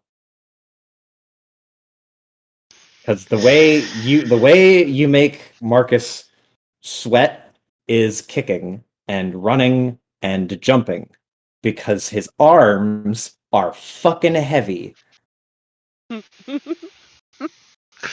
Torture. And at one point, I imagine you'd ask him, like, hey, so what cardio did you do? Because he said that he's done cardio. Uh-huh. And he would go on to explain, like, yeah, I would go running for basically as fast as I could. Or, well, not as fast as he could. He'd be like, yeah, I would go running maybe once a day for 5 to 10 minutes. Face And then go on palm. walks. Face palm, shaking your head. And it's like, okay, that is better than nothing. But you are going to run 2 miles tomorrow. God, it's just reminding me of fucking gym class in middle school. I hate it. And it's like, it's like, yeah, okay, 2 miles, that can't be that bad. That's what, like 20 minutes? And he doesn't realize how long that is until he is a quarter of the way through it. I imagine they went to Mariposa Mm-hmm. at one point to run, essentially. There's moments of you both running through Mariposa, and like you're running alongside of him, keeping up. You've got and at some point he is running, falls behind, starts to like do that thing like, wait up, please, like stops, puts his hands on his knees and is panting and sweating, and then you like reverse jog backwards so that you're right beside him, just kind of hopping on your feet, keeping the heart rate up. Yep.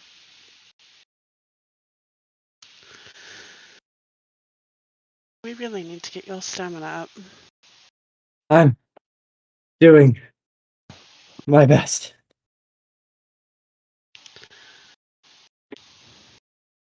Well, it's sad to say your best isn't enough currently. You've also noticed that a lot of your jabs that would have hurt previous Marcus's pride have started to make him react a lot more like Ben Getty in one sense, where he's not like, oh, he's more like, oh, motherfucking that. Oh, okay. Yeah, that's what you think? Mm-hmm. Sure. And he's starting to get more and more spiteful and competitive. Good. That's exactly what she wants. Did you know anger is one of the best motivators when working out?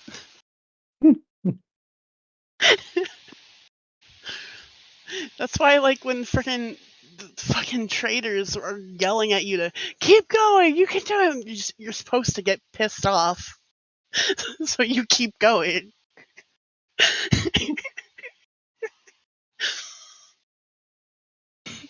He goes from effectively like a 9-minute mile to a 7.5-minute mile over the course of the time you've been training him.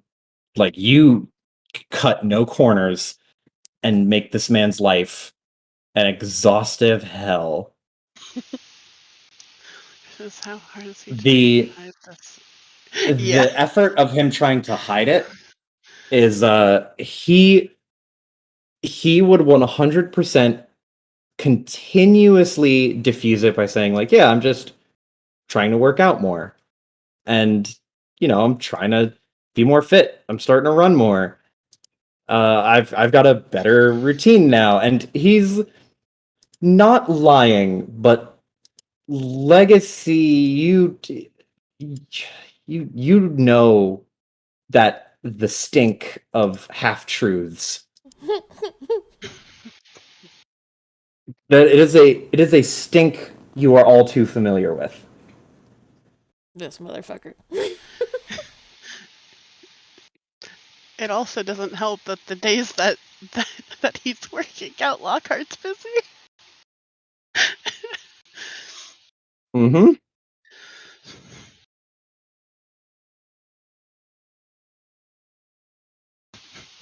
Legacy will solve Oh, that man. that thing at a later date. She's not concerned about fucking Lockhart being busy. Mm-hmm. She probably knows that it's something both of them are fucking doing, that they're just lying to her about. But she's also like, he is not doing anything that was going to make me super mad with Lockhart, because Lockhart would break him. He that is not a concern. I think Lockhart is an okay teacher at this point. She has not broken her first student. Slowly turning him into Ben Getty, apparently. That was not the intention.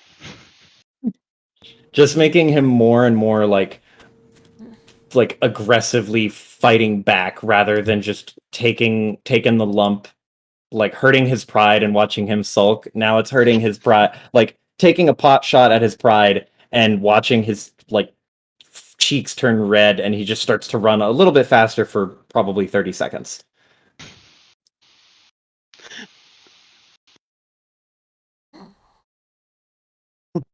There you go. Now you just gotta keep that up. There's multiple occasions on which where you are running alongside him, and you, like, Lockhart can run and have a conversation. Mm-hmm. She's not very talkative just by her nature, right? But like, Yeah. Lockhart running alongside him and like giving him encouragement, quotation marks around it, he can't talk back because he is out of breath. So there's always this like just frustrated, like, God, I wish I could say something, but I can't because I am choking and dying.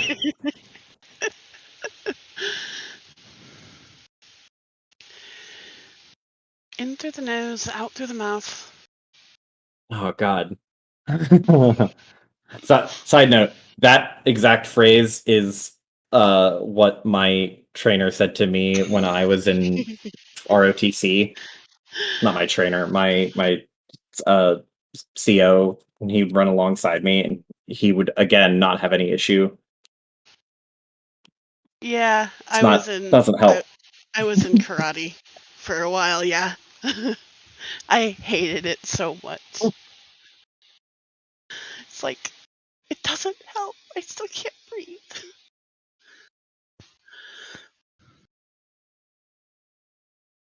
Okay. But yeah.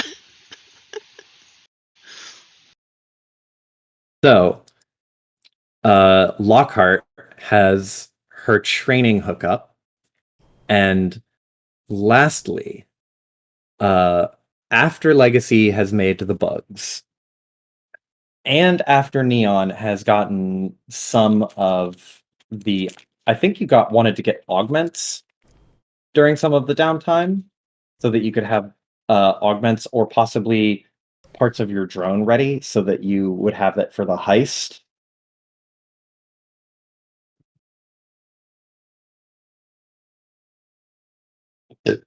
Piper. Piper passed out, it seems. Oh. Give Well, me a secco. this is the perfect excuse for me to eat my food. Hmm.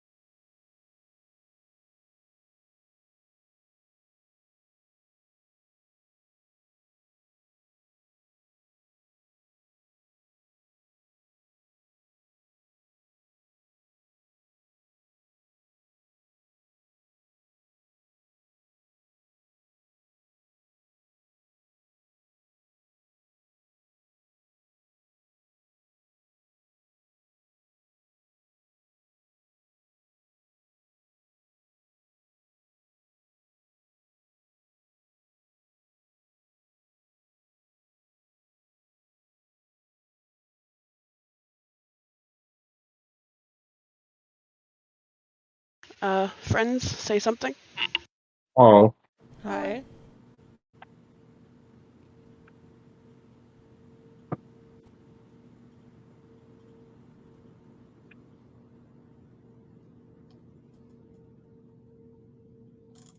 Can you hear me now? Piper is having mic issues. Oh. Well, It's because she is muted. She needs to unmute herself if she is having just mic issues. oop. Yeah. There we go. Hello.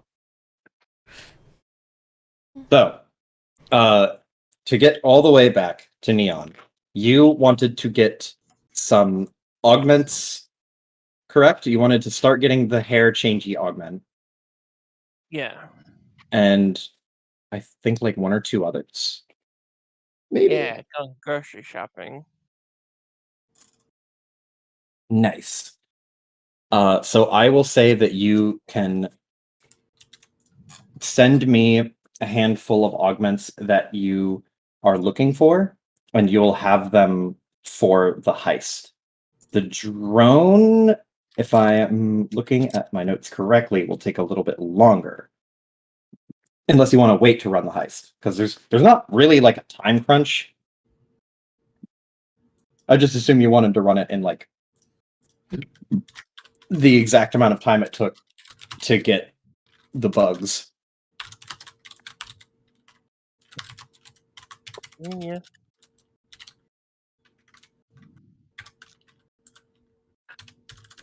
Nice. Let me go.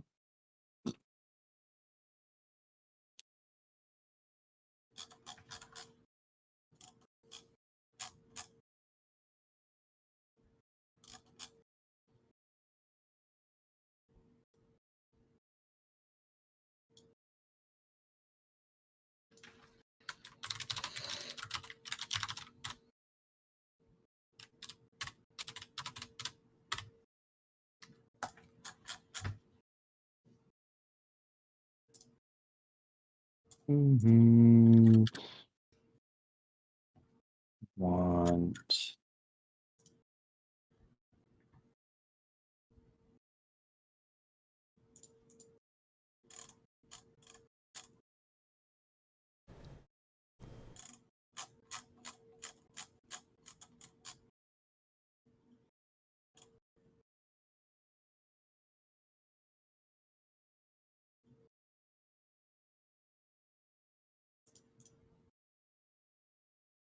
Oof. Okay. So I'm going to prep a map for this because that will be cool. Wait, are you wanting to try and run the heist now or later? I will probably I'm about to say run the heist later because yeah, it's overtime technically. It's fine.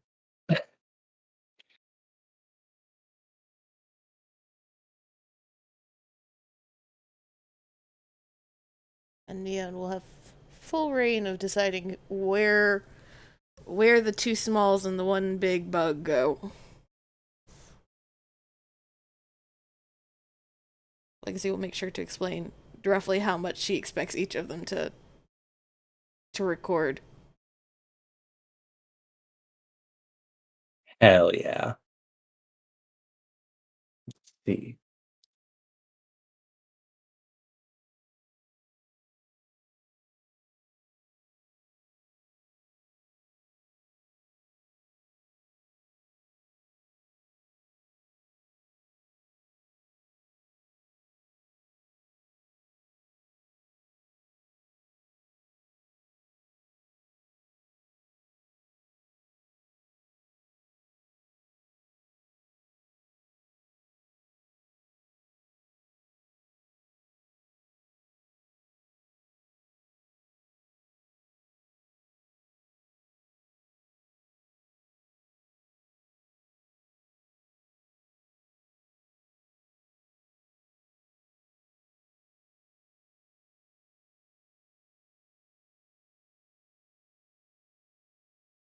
But I hope that was an enjoyable, very narrative session. There could probably be a handful more of those. And I am sorry that we did not get to the heist. There's always next session.